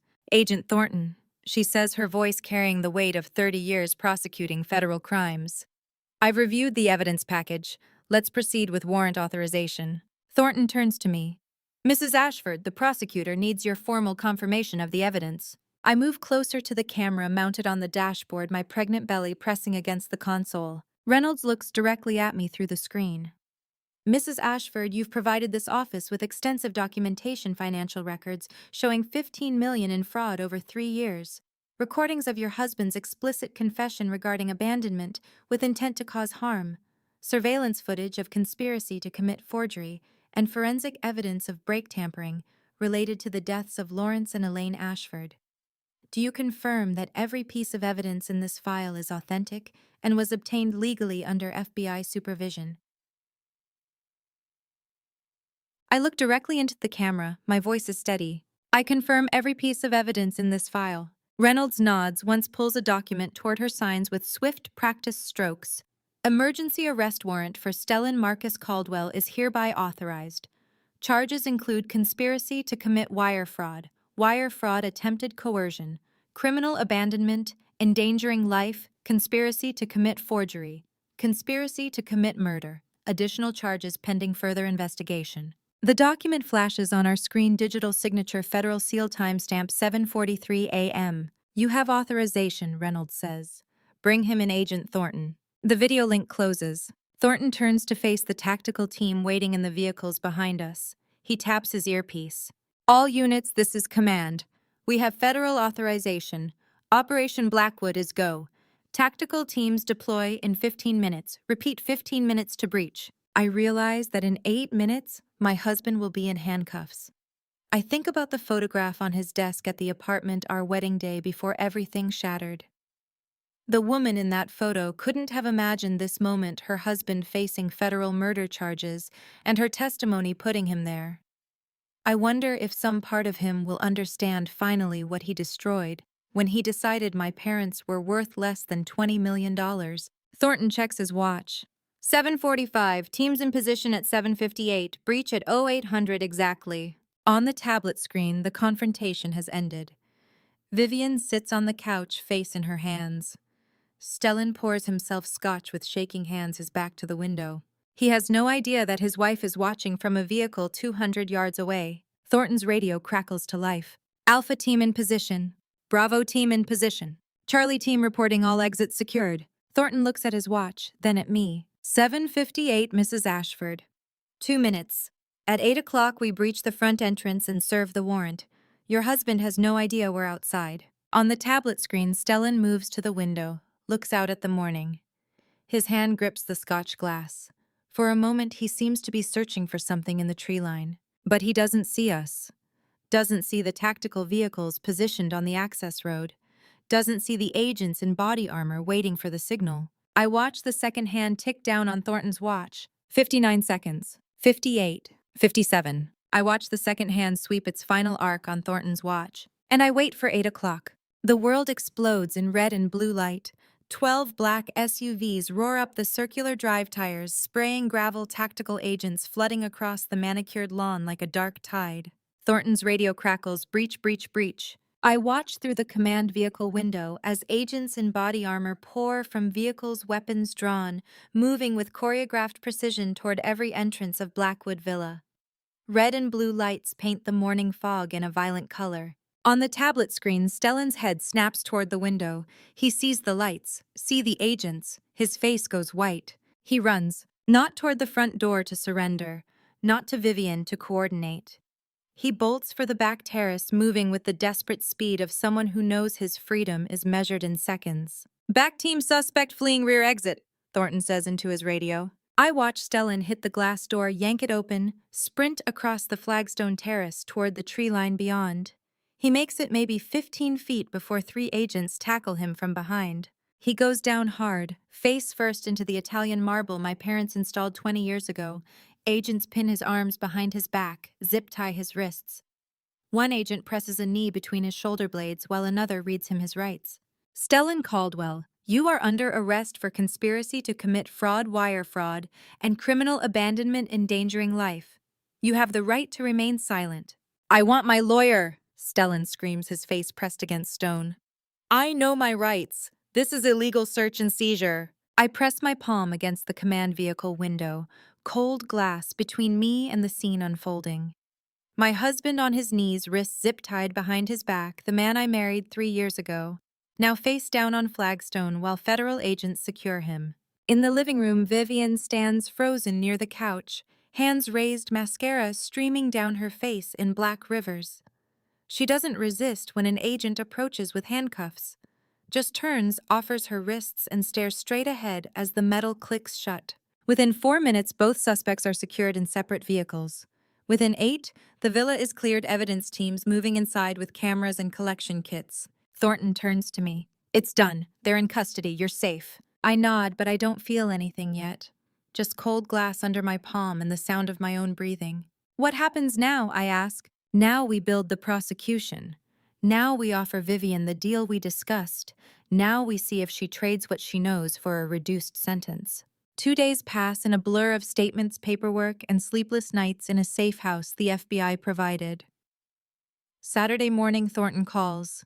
Vivian wants to talk. She says she has evidence about your parents. Are you ready for this? I'm never ready for this, but I say yes anyway. Before I tell you what Vivian revealed in that interrogation room, are you still with me? Comment A if you think she'll betray Stellan completely, or B if she'll protect him. Add one reason so I can see how you're reading this. Quick note, the next part includes recreated details for narrative impact. The lesson is what matters. 2 days after the arrest, the FBI offered Vivian a deal. 20 years instead of life in exchange for everything she knew. She accepted without hesitation.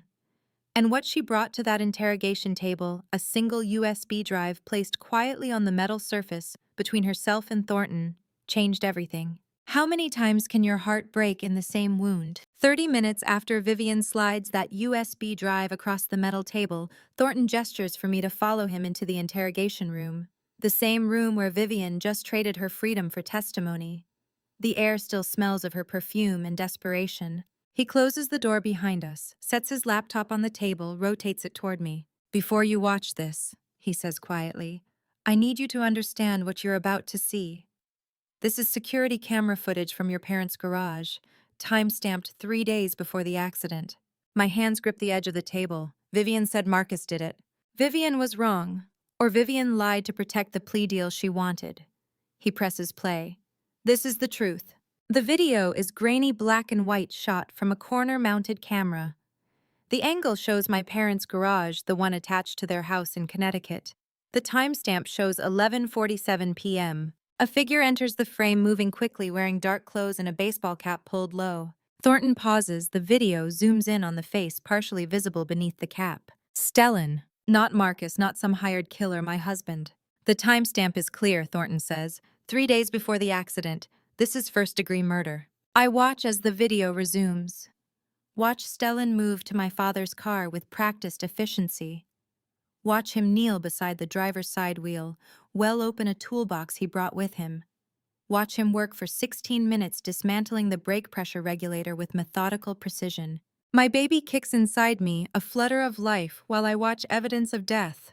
My husband's hands dismantling metal that would fail at 70 miles per hour on Route 95, sending my mother and father off the road into darkness. He told me it was a tragic accident, I whisper. My voice is barely audible. I believed him. Every single day since January, I believed him. He let you grieve while knowing he was the one who killed them. On screen, Stellan finishes, gathers his tools, and disappears from frame. The timestamp shows 12:03 a.m. 16 minutes. 16 minutes to ensure 2 people would never make it home. A single tear rolls down my cheek. I wipe it away before it can fall. Why, I ask?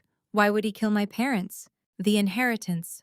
Your parents held controlling interest in a family trust worth $8 million at the time.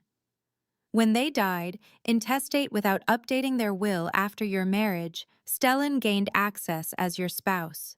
He liquidated the trust within 6 months, moved the money through shell companies, and used it to seed Blackwood Capital's Ponzi scheme. He killed them for seed money. He killed them because they were about to cut him out. We found emails on his laptop. Your mother contacted an estate attorney 2 weeks before the accident. She was planning to restructure the trust to protect you from Stellan. She suspected what he was. My mother knew. She was trying to save me, and he killed her for it. Thornton closes the laptop. Murder in the first degree. Life without parole. We have the video, the forensic evidence on the car, the financial motive, and now Vivian's testimony about his confession to her. The case is airtight. I nod slowly, can't speak yet. Come with me, Thornton says. There's one more thing you need to see. He leads me to another observation room. Through the one-way mirror, I see Stellan in a different interrogation room. He sits at the metal table, wrists handcuffed to a chain bolted to the floor. His expensive shirt is wrinkled, his hair uncombed, his eyes red-rimmed and wild. Thornton enters the room, sits across from Stellan, says nothing, just places the USB drive on the table between them. Stellan stares at it, his face goes white. Diana, he whispers. Vivian's middle name, he recognizes the drive. That video is fabricated, Stellan says, voice rising. You can't whatever she told you, she's lying. She's setting me up to save herself. Thornton slides a document across the table. This is a wire transfer record. The Cayman account registered in your name received $2.3 million last night, transferred from Blackwood Capital's operational fund. Vivian made sure all the evidence points to you. Stellan's mouth opens, closes, opens again. That's not I didn't. She outplayed you, Thornton says flatly. While you were sleeping at the villa, she liquidated the remaining operational funds into an offshore account in your name. When the forensic accountants trace the fraud, every dollar leads back to you. She walks away as the cooperating witness. You take the fall alone. He's screaming now, my husband, the man I married 3 years ago who murdered my parents so he could steal their money and build an empire of lies. That bitch set me up. He slams his cuffed hands on the table. The chain rattles. She said she'd destroy the evidence. She said we'd disappear together. She played you, Thornton says. Just like you played your wife. Just like you played every investor in your Ponzi scheme. The difference is she's smarter. She saw the collapse coming and made sure you'd be holding the bag when it hit. Stellan's face crumples. Not remorse, not guilt, just rage at being beaten. Thornton stands, walks to the door, pauses. Stellan Marcus Caldwell. You're being charged with first-degree murder of Eleanor and Lawrence Ashford, conspiracy to commit wire fraud, criminal abandonment, endangering life, and conspiracy to commit forgery, life without possibility of parole. He leaves Stellan sobbing at the metal table. Thornton returns to the observation room, stands beside me as we watch Stellan through the glass. Watch him realize his freedom is over. Watch him understand that his wife, the woman he tried to kill in the woods, orchestrated his complete destruction. We have everything, Thornton says, turning to face me. The fraud, the abandonment, the conspiracy, and now murder one. Vivian will testify in exchange for 20 years instead of life. He pauses. But there's one final task. I already know what he's going to say. I can feel it in my bones. The villa, I whisper. He nods slowly. Tomorrow morning. You need to see it one last time before the federal seizure begins. You need to walk through that space as the rightful owner, as the woman who survived everything he tried to destroy. I look back through the mirror, at Stellan collapsed over the table broken, at the man who killed my parents, stole my inheritance, abandoned me in the woods, and thought he could get away with all of it. Tomorrow morning, I say, I'll be ready, because tomorrow I return to Blackwood Villa, not as the abandoned wife, as the woman who owns everything he thought was his. I left that interrogation room with the truth burning through me like acid. Stellan killed my parents, and I watched it happen on a screen 3 times before I could breathe again. Now I'm standing somewhere I never thought I'd see again.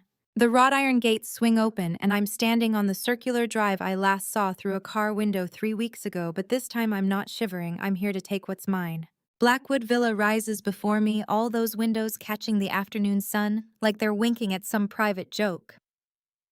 The fountain in the center of the drive still isn't running. Stellan never did fix that after the pipes froze in November. Clayton stands beside me, one hand resting lightly on my elbow, and I can feel him watching my face for cracks. You ready for this? He asks. I don't answer because the front door is opening and a man in a charcoal suit is stepping out onto the portico. He's got silver hair and wire-rimmed glasses, and the kind of confident stride that says he's used to winning arguments. I recognize him from photographs in Stellan's office. Robert Harrison, the defense attorney Stellan hired the day after the FBI started investigating. Stellan had given Harrison a notarized letter months ago claiming shared ownership of the Villa LLC forged, but Harrison didn't know that yet. Harrison stops at the top of the steps looking down at us like we're trespassers on his client's property. Ms. Caldwell, he says, and my married name sounds wrong coming from his mouth. I'm afraid you can't be here. This is still Mr. Caldwell's residence, and given the restraining order. There's no restraining order. Clayton interrupts, his voice sharp and professional. Ms. Caldwell is a federal witness under DOJ protection, not a defendant. Try again. Harrison descends 3 steps, his leather shoes clicking against the marble. Then let me be more direct. The federal seizure doesn't extend to this property. Blackwood Villa is held in an LLC that isn't party to any of the charges against Mr. Caldwell. The warrant executed last week covered his office, his vehicles, and his personal accounts, not this residence. I feel Clayton tense beside me, but I'm already smiling. It's the first real smile I've managed in days, and it feels like cracking ice. You're absolutely right, I say, taking a step forward. The villa is held in an LLC, Blackwood Holdings Incorporated in Delaware in 2019. My parents set it up for estate planning purposes. Harrison's expression doesn't change, but I see his jaw tighten. Which means it's not subject to seizure. I'm glad we agree. Now if you'll... My parents transferred Blackwood Holdings to my name 5 weeks before they died. I pull the folded documents from my purse, the ones Clayton's paralegal found buried in the county records yesterday morning. full ownership, notarized and recorded. The villa, the grounds, the fountain that still doesn't work, it's all mine. It was always mine. The color drains from Harrison's face like someone pulled a plug. Revenge isn't fire. It's ice, slow and patient, and it tastes like finally being able to breathe. Clayton takes the documents from my hand and climbs the steps, offering them to Harrison, with the kind of theatrical courtesy that makes it clear he's enjoying this. "You're welcome to verify with the Delaware Secretary of State," he says. "We can wait." Harrison takes the papers with hands that aren't quite steady. His eyes scan the first page, then the second, and I watch his attorney brain working through the implications. Stellan doesn't own this house. Stellan never owned this house. He's been living in my property, sleeping in my bed, standing in my kitchen, talking about how he had to get rid of my parents because they were obstacles. This is... Harrison starts, then stops. He's trying to find an angle, some legal foothold, but there isn't one. The paperwork is clean, my parents made sure of that. "I'd like you to leave now," I say, and my voice doesn't shake. "You're trespassing." Harrison looks at me like I just spoke a foreign language. "Ms. Caldwell, surely we can discuss." "Mrs. Thorne," I correct him. "I'm filing for divorce and resuming my maiden name. And no, we can't discuss anything. You represent the man who murdered my parents and embezzled $15 million from people who trusted him. You don't get to stand on my porch and ask for favors." For a long moment, Harrison just stares at me. Then he folds the documents carefully, hands them back to Clayton, and descends the steps. He pauses when he reaches the drive, turning back with something that might be professional respect crossing his face. "Your husband is going to be very unhappy about this," he says quietly. I think about Stellan in that federal holding cell, about how he probably still thinks he can charm his way out of this, buy his way clear, make some deal that lets him keep his life more or less intact. I think about the video of him crouched beside my father's car in the dark, 12 minutes of careful work that ended 2 lives, and the way Vivian's voice cracked when she finally told the truth. "Good," I say. Harrison walks to his Mercedes without another word. We watch him drive away, and then it's just me and Clayton standing in front of the house where I thought I'd build a life. The afternoon sun is warm on my shoulders, and the grounds look exactly like they did the day I left perfectly maintained, obscenely expensive Hollow. Clayton's phone buzzes in his pocket. He pulls it out, glances at the screen, and his expression shifts into something between concern and dark satisfaction. "What?" I ask. "Harrison just called the detention center," Clayton says, meeting my eyes. "Stellan knows you own the villa. He's requesting a meeting with you, says he'll only speak to you directly." The ice in my chest spreads a little further, a little deeper. Stellan wants to see me. After everything, after the lies, the theft, the murder, the FBI raid, he thinks he can still talk to me, still convince me, still win. I look up at Blackwood Villa, at all those windows reflecting the sky, and I think about my parents signing over the deed 5 weeks before they died. They knew. Somehow they knew they needed to protect me from the man I married. "Tell him yes," I say. "The meeting takes 3 days to arrange because the federal detention center doesn't like transporting high-profile defendants without cause." Clayton files a motion citing asset transfer documentation that requires Stellan's signature, and the judge signs off on a supervised visit to the villa. In those 3 days, I don't sleep much. I keep thinking about what I'll say when I see him. They bring Stellan to the villa in handcuffs and an orange jumpsuit, and for the first time since the night he abandoned me, we're face to face. But first there's business. Robert Harrison arrives 30 minutes before the transport carrying a leather portfolio, and the kind of desperate energy that comes from knowing you're defending the indefensible. Clayton and I are waiting in the dining room, the one with the Venetian chandelier and the mahogany table that seats 18. The FBI has turned it into a temporary field office, and there are file boxes stacked against the walls like a fortress of evidence. Harrison sets his portfolio on the table without sitting. "Ms. Ashford," he says, using my maiden name like it's a concession. "The Blackwood Capital corporate accounts contain approximately $8 million. Those assets are subject to my secured debt claim of $5 million, I interrupt. I slide the contracts across the polished wood documents Clayton and I prepared yesterday with his firm's bankruptcy specialist. "I am the supreme creditor under UCC Article 9. Your client's corporate assets liquidate to pay me first." Harrison's hand hovers over the papers like they might bite. He reads the top page, flips to the second, and I watch his face shift from confusion to comprehension to resignation. The secured debt claim is airtight. My parents structured it when they first loaned Stellan the money to expand Blackwood Capital, back when they still believed in him. The security interest was perfected, recorded, and never released. Under commercial law, I'm the supreme creditor. Every other claim, federal seizure, investor lawsuits, vendor debts, gets in line behind me. That's— Harrison pauses, his attorney brain searching for a foothold. That's legally sound. I know, I say. How long can a man stand on a foundation made of lies before someone kicks out the stones? Harrison gathers his portfolio without another word and leaves through the front door. I watch him walk to his Mercedes, and I think about all the times Stellan sat at this table, hosting dinner parties, serving wine, that cost more per bottle than most people's car payments, talking about market strategy and opportunity and growth. He built an empire on money he stole from my parents, and now that empire crumbles down to numbers on a liquidation worksheet. Clayton's hand finds my shoulder. You okay? I will be, I say, and I mean it. The sun is setting when the transport van arrives. Two federal agents bring Stellan out into the courtyard, and I'm standing on the front steps, the same steps I descended the night he told me I had to leave because I'd become an embarrassment. He's lost weight.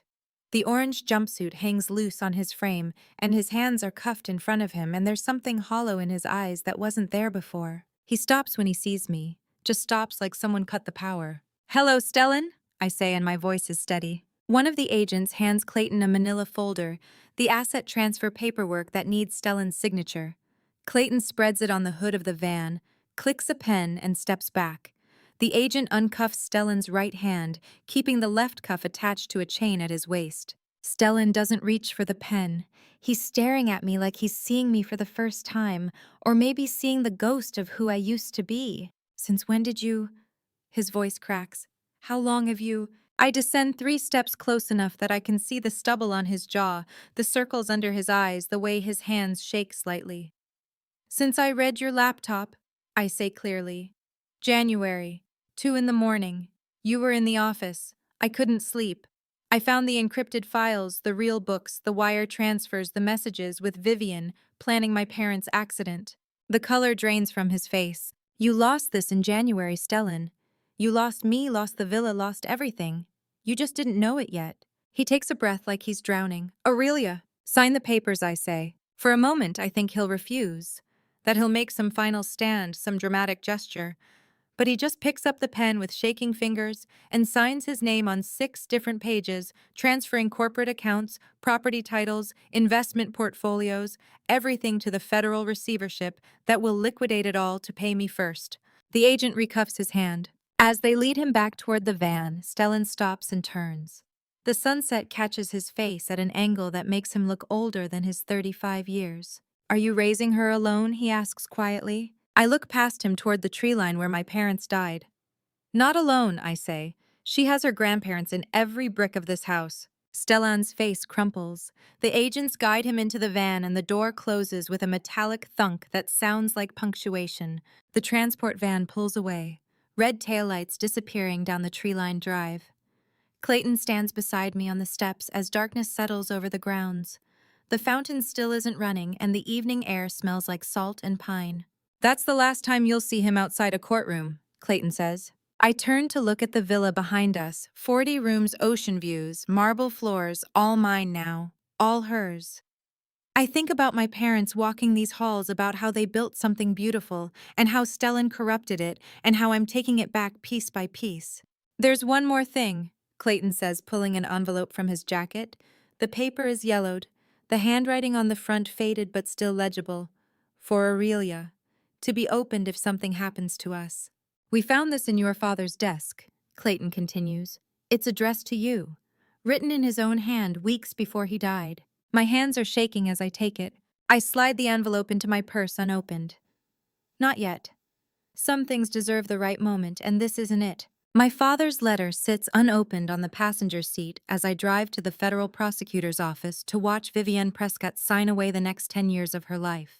The following Monday, the conference room smells like burnt coffee and government furniture. Vivian sits across from federal prosecutors flanked by a public defender who looks fresh out of law school. She's wearing a gray blazer too big for her frame hair pulled back in a severe ponytail. Without the designer dresses and confidence, she looks smaller, ordinary. I'm standing against the back wall with Clayton one hand resting on my belly, the baby pressing steady against my palm. Margaret Reynolds slides the plea agreement across the table. Ms. Prescott, do you understand that by signing this agreement, you are allocuting to conspiracy to commit fraud, wire fraud, and conspiracy to commit murder in furtherance of federal wire fraud? Vivian's voice is barely audible. I understand. And you agree to testify fully and truthfully against Stellan Caldwell at trial? Yes. I rest my hand on my belly, the baby kicking against my palm, as Vivian signs her name in careful cursive, each letter sealing her fate. 20 years in federal prison instead of life. 20 years to think about the choices that led her here, about the woman whose life she helped destroy. Vivian slides the paperwork back without looking up. Her hands tremble. Federal marshals step forward, and as they lead her out, she turns and our eyes meet for a single second. I don't say anything.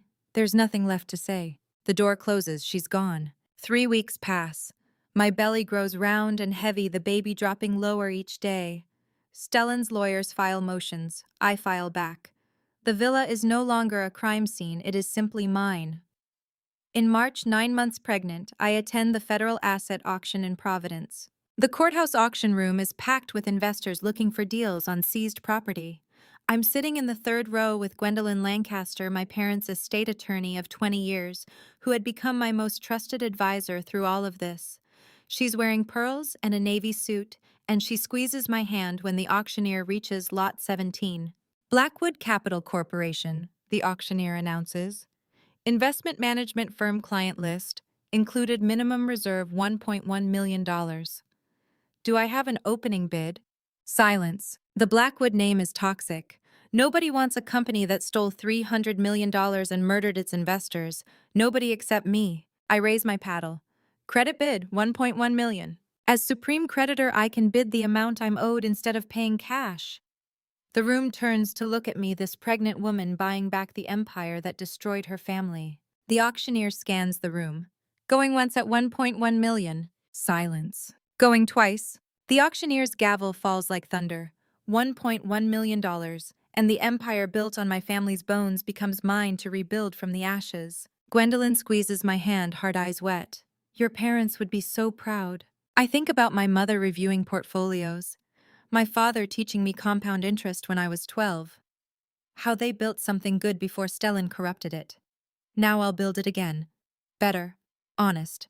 That night alone in the villa study, I typed the new company name into incorporation documents, Eleanor and Associates, Investment Management and Fiduciary Services, my mother's name reborn. The morning after the auction, Vivian arrives with federal supervision to collect the overnight bag she left behind the night of her arrest. 2 suits, a jewelry case, and a passport she'll never use again. I open the door to find her flanked by a federal agent, a woman in her 30s with a clipboard. Ms. Prescott, you have 15 minutes to collect personal items only, the agent says. Vivienne brushes past me without a word. I follow at a distance, one hand on my enormous belly, watching as she stuffs clothes and jewelry into a suitcase. When she walks back through the living room, the one with the white carpet I had professionally cleaned last week, she pauses, looks down at her mud-covered heels. Then she walks across the carpet deliberately, each step leaving a perfect brown print. I don't react. I pull a folded paper from my pocket and hand it to the agent. Please ensure she receives this before departure. The agent reads and a smile twitches at her mouth. $800 for carpet deep cleaning, Muddy Heels living room. She hands it to Vivian. Vivian glares at me, invoice trembling in her hand. She opens her mouth to say something. I turn and walk away before she can speak. The woman who helped murder my parents, who slept with my husband, reduced to nothing more than a careless tenant who damaged property. Not worth a conversation, not worth a second thought. The door closes, she's gone for good. That evening, I stand on the villa's back porch, overlooking the ocean. The early spring air is cool and sharp with salt. Eleanor sleeps against my chest in her carrier, her tiny breath warm against my collarbone. I pull my father's letter from my pocket. 5 months. I've carried it afraid to open it, afraid of what his words might do to the fragile armor I've built. But standing here in the cool spring light, belly full of new life, I tear the seal. The paper unfolds. 3 words in his handwriting written in the weeks before he died. Protect our girl. Below that paperwork, the villa deed transfer dated 5 weeks before he died. The LLC shares the trust documents, everything transferred to my name with notary seal and witness signatures. He knew. They both knew. Somehow they saw what was coming and made sure I'd survive it. I press the letter to my chest and feel my daughter kick against it like she's reaching for her grandfather through time and flesh and loss. It's almost time now. Almost time for her to meet the world they died protecting.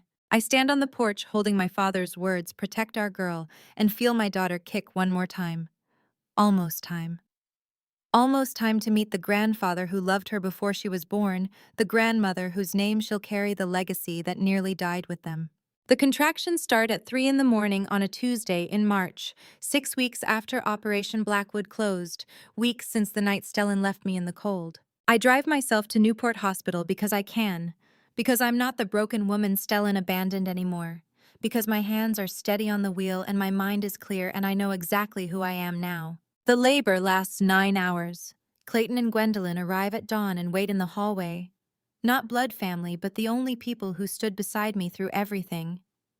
When the pain peaks, I think about my mother giving birth to me, about how she held me and loved me and tried to protect me from a danger she couldn't name. I think about my father writing those 3 words in the weeks before he died, somehow knowing that one day I'd need them. Then I hear crying sharp and indignant and alive. It's a girl, the doctor says, lifting my daughter into the light. Healthy lungs, strong heartbeat, congratulations. They place her on my chest, this tiny, perfect creature, with dark hair and my mother's nose and lungs that could wake the entire hospital. Her eyes are closed, fists curled tight, and she's screaming like she's furious at the world for making her leave the warm, dark safety of the only home she's known. I count her fingers, 10 perfect tiny fingers that will never know the grandfather who murdered her grandmother, will never carry the weight of his crimes, will only know the truth about who protected her and who destroyed us. Eleanor, I whisper, my voice breaking. Her name is Eleanor. The nurse writes it on the bassinet card in careful letters. Aurelia Ashford. My mother's name reborn. My father's legacy continued. The daughter they died protecting. For the first time since January, since that night I read Stellan's laptop, and my world shattered. I cry from something other than grief or rage. I cry from pure relief, holding my daughter against my chest, feeling her heartbeat sync with mine. She's safe. She's healthy. The nightmare is finally over. Gwendolyn appears in the doorway, tears streaming down her face. Your mother would be so proud. I look down at Eleanor, at this new life that emerged from the ashes of so much death. And I know my mother is proud. Somehow, wherever she is, she knows. 4 months later, I'm sitting in the back row of Manhattan Federal Courthouse with Eleanor sleeping against my chest in a carrier. The courtroom is packed. Reporters, victims' families, federal prosecutors, FBI agents. Everyone who played a role in bringing down Stellan Caldwell has come to watch the final act. Gwendolyn sits beside me, her hand resting lightly on my arm, and I can feel her watching me for signs of breaking. But I'm not breaking, I'm just tired. Judge Patricia Holloway, a stern woman in her mid-60s with silver hair and no-nonsense glasses, sits behind the bench shuffling papers. She's the one who denied Stellan's bail 3 times, who refused every motion for delay, who made it clear from day one that justice would not be negotiated or postponed. Mr. Caldwell, please rise, she says. Stellan stands between his attorneys. He's lost more weight. The expensive suit hangs loose on his frame, and his hands shake as he grips the table. 8 months in federal detention have carved hollows under his eyes and gray into his temples. Judge Holloway looks at him over her glasses. Stellan Caldwell, you have been found guilty by a jury of your peers of murder in furtherance of federal wire fraud conspiracy to commit fraud and obstruction of justice. The evidence presented was overwhelming. The testimony of your co-conspirator was damning. The jury deliberated for less than 3 hours. Eleanor stirs against my chest and I gently pat her back, swaying slightly. Her little fist curls around my finger. for the murder of Eleanor and Lawrence Ashford. Judge Holloway continues, "You are hereby sentenced to life imprisonment without the possibility of parole. For the wire fraud charges, an additional 25 years to run consecutively. You will serve your sentence at FCY Victorville, and you will never again walk free." The gavel falls, final absolute. Stellan's head drops. His shoulders shake. One of his attorneys puts a hand on his arm, but he jerks away. Then he turns towards the gallery, scanning faces, desperately searching. His eyes sweep across the rows, reporters, FBI agents, prosecutors, until they land on me in the back row. You want to know if I feel victorious sitting in this courtroom? I feel tired. I feel relieved. I feel my daughter's heartbeat against my chest, and know that's the only victory that matters. Stellan's face crumples when he sees me, when he sees Eleanor sleeping peacefully against my heart. "Aurelia!" His voice cracks across the courtroom. Federal marshals move toward him, but he's still shouting. "Are you satisfied now? Are you satisfied?" I don't look up. I keep my eyes on Eleanor, adjusting her tiny blanket, smoothing her dark hair. My daughter doesn't need to see this. Doesn't need to know that the man screaming across a courtroom was once someone I loved. I lean down and whisper against Eleanor's soft head. "It was never about winning, sweetheart. It was about protecting you." The marshals lead Stellan away. He turns back one final time, searching the gallery for my face, but I'm already standing, gathering Eleanor's diaper bag, preparing to leave. Gwendolyn touches my shoulder. "You did it. It's over." I shake my head gently. "No, it's just beginning." Outside the courthouse, summer light breaks through the clouds. Reporters shout questions from behind police barricades, but Clayton guides us to the car with practiced efficiency. I buckle Eleanor into her car seat. She's awake now, blinking at the bright world with solemn, dark eyes. I have a company to rebuild, a daughter to raise, my parents' legacy to restore. The war is over. Now comes the work of building peace. The work begins the moment we leave the courthouse. Eleanor strapped against my chest, Gwendolyn walking beside me, and the July sun breaking through Manhattan clouds like a promise. Rebuilding doesn't wait for perfect moments. It starts now. Vivian's attorney intercepts me in the courthouse corridor before I can reach the exit, his expensive shoes clicking against marble as Eleanor sleeps against my chest. "Mrs. Ashford," he says, slightly breathless, like he's been chasing us. He's middle-aged, wearing a charcoal suit that probably costs more than most people's monthly rent, and carrying a leather portfolio embossed with his initials. "David Sullivan. I represent Vivian Prescott Diana." I stop walking but don't turn to face him fully. Gwendolyn's hand finds my elbow, protective. "My client asked if you might consider—" He pauses, and I can hear the discomfort in his voice. "She asked if you might deposit funds into her commissary account. She has nothing left, no family, no assets. The federal seizure took everything." I look at him then, really look at him. This attorney, who probably charges $500 an hour delivering a message from a woman who helped murder my parents, who stole from hundreds of families, who stood beside Stellan while he built an empire on corpses and lies. 3 seconds of silence, that's all I give him. "Tell her I have nothing left to say." I walk past him without stopping. Eleanor shifts against my chest, a tiny sigh, and I adjust her blanket with one hand. Behind me, I hear Sullivan's shoes click once, twice, then stop. $2.3 million. That's what Vivian stole while I stood pregnant and freezing at 4:43 in the afternoon on a coastal road, and now her lawyer wants me to put $20 in her prison account for toothpaste. Gwendolyn catches up to me at the courthouse doors. "Good," she says quietly. "She doesn't deserve your pity." "I don't have pity," I say, pushing through the doors into the bright July afternoon. "I don't have anger. I don't have anything for her at all. She's just gone. And she is. In my mind, in my heart, in the space where rage and grief used to burn, Vivian Prescott simply doesn't exist anymore. I've got a daughter to raise, and a company to build, and a legacy to restore. There's no room left for people who chose destruction." 1 month later, I'm standing on the sidewalk outside a Manhattan office building, watching workers mount a sign above the 12th floor windows. "Eleanor and Associates, Financial Recovery Consulting." The letters are brushed steel, catching the August morning light. Below the name, smaller text: Fraud Victim Assistance, Estate Recovery, Fiduciary Services. Eleanor is strapped to my chest in the carrier, She's almost outgrown 4 months old now, all chubby cheeks and curious eyes that track everything. She makes a cooing sound when the workers secure the final bolt, and the sign swings gently in the wind. It's official, Gwendolyn says beside me. She's wearing her navy suit and pearls, the same outfit she wore to the auction, to the sentencing, to every moment that mattered. Eleanor and Associates, your parents would be so proud. I look up at the sign at my mother's name, my daughter's name reborn in steel above the street where my parents once walked. They built something good here. Stellan corrupted it.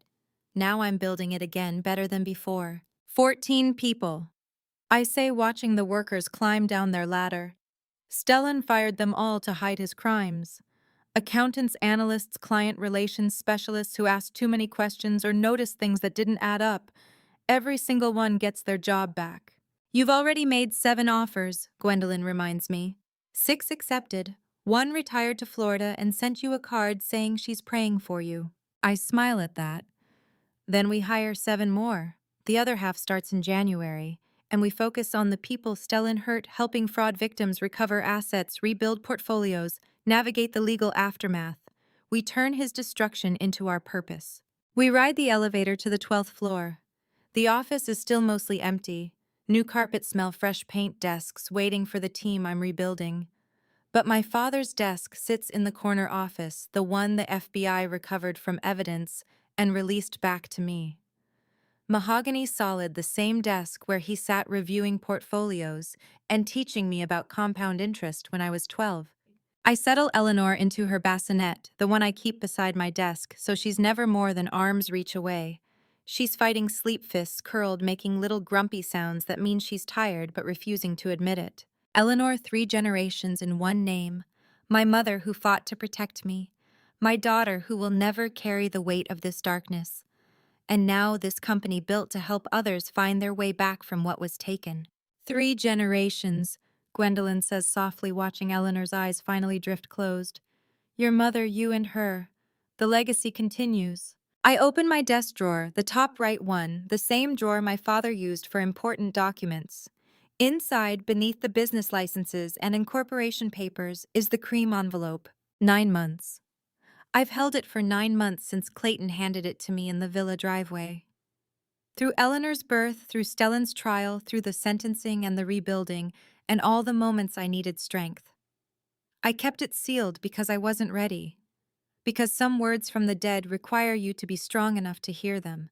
But now, standing in this office with my daughter sleeping beside me, and my mother's name on the door, and my father's desk beneath my hands, now I'm ready. Gwendolyn, I say quietly, pulling out the envelope. It's time. She nods and moves closer, standing beside me as I sit in my father's chair. The envelope is heavier than I remembered. The paper is cream-colored, expensive, with my name written in my father's careful handwriting across the front. I turn it over and carefully break the seal. Inside, a single page unfolded, dated 5 weeks before he and my mother died. My dearest Aurelia, if you're reading this, then Stellan has done what we feared he would do. My hands tremble. Gwendolyn's hand finds my shoulder, steady and warm. But you survived. And if you survived, it means you're stronger than we ever imagined. I look up at Gwendolyn, tears blurring my vision, and she's crying too. Keep reading, she whispers. I wipe my eyes and keep reading, Gwendolyn's hand steady on my shoulder, my father's words waiting to tell me what he knew. The highway curves through summer green trees, and I'm driving the exact same road where I was a victim 8 months ago. Except this time my hands are on the wheel, the windows are open, and my daughter is babbling in the back seat. It's Saturday afternoon in July, and the air smells like warm salt and wildflowers. Eleanor is 4 months old, strapped in her car seat, making those nonsense sounds that might be words someday. Ah-da-da-da, she says, and I smile at her in the rearview mirror. We're going home, I say. Not the Manhattan apartment. Not Clayton's guest room where I stayed those first desperate weeks. Home. Blackwood Villa. The place where Stellan left me freezing in January, where my parents died, where I learned exactly how strong I could be. The gates recognize my car, programmed with my license plate, and swing open automatically. I drive through onto the circular drive. The fountain is running water, arcing in afternoon sun. White daffodils line the driveway, planted by the landscaping crew last week.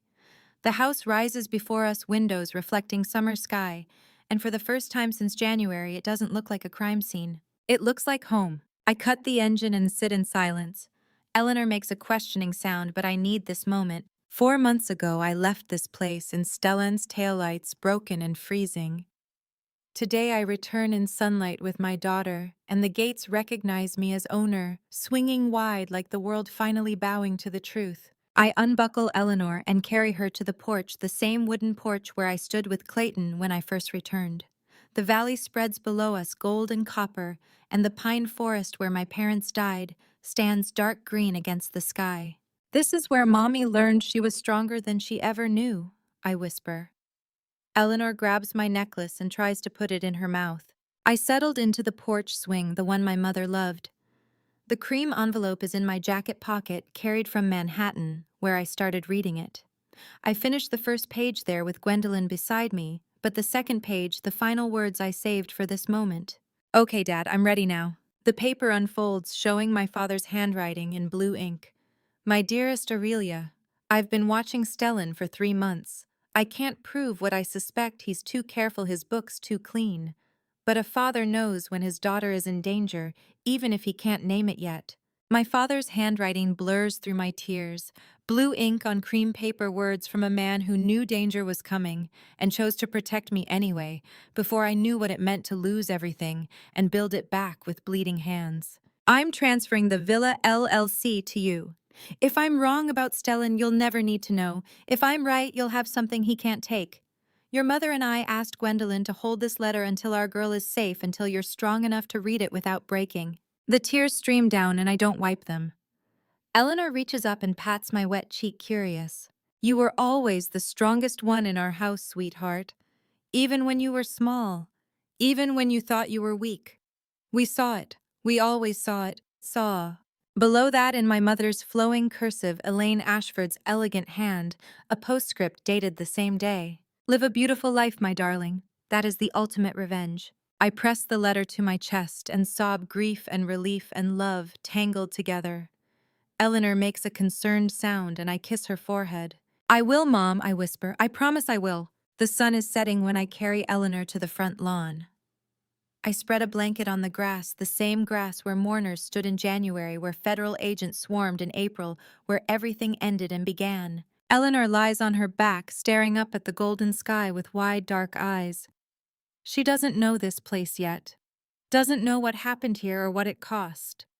She just sees light and color and her mother's face, and that's enough. "Your grandparents built this house with love," I tell her, lying beside her.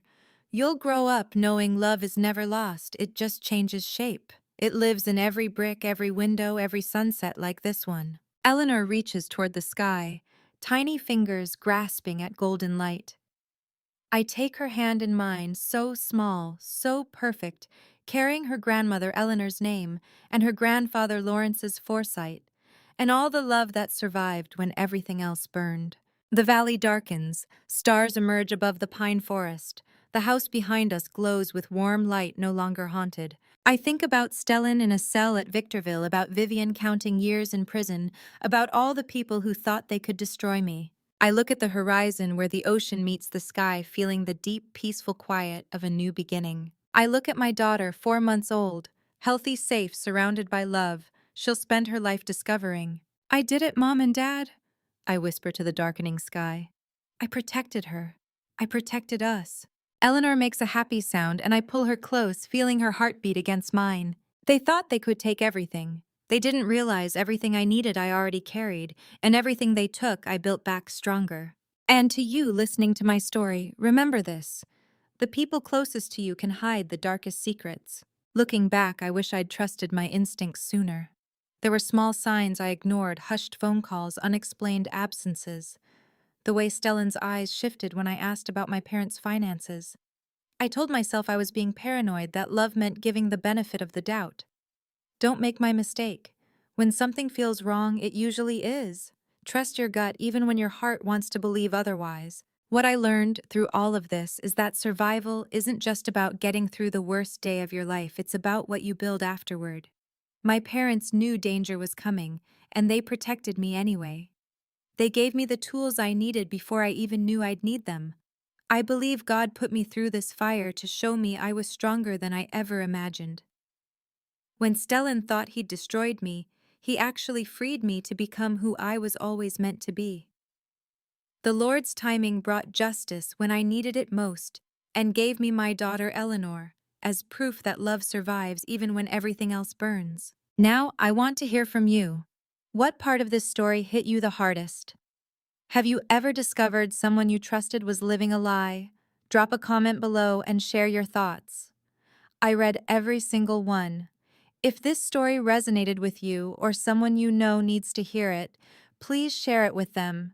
And if you haven't already, subscribe to Her Drama Stories for more real-life lessons wrapped in powerful narratives. Thank you for staying until the very end. Your time means everything to me. One last note: while this story contains fictionalized elements for dramatic storytelling, the core lessons about trust, survival, and rebuilding are deeply real. May you never need them, but may you remember them if you do.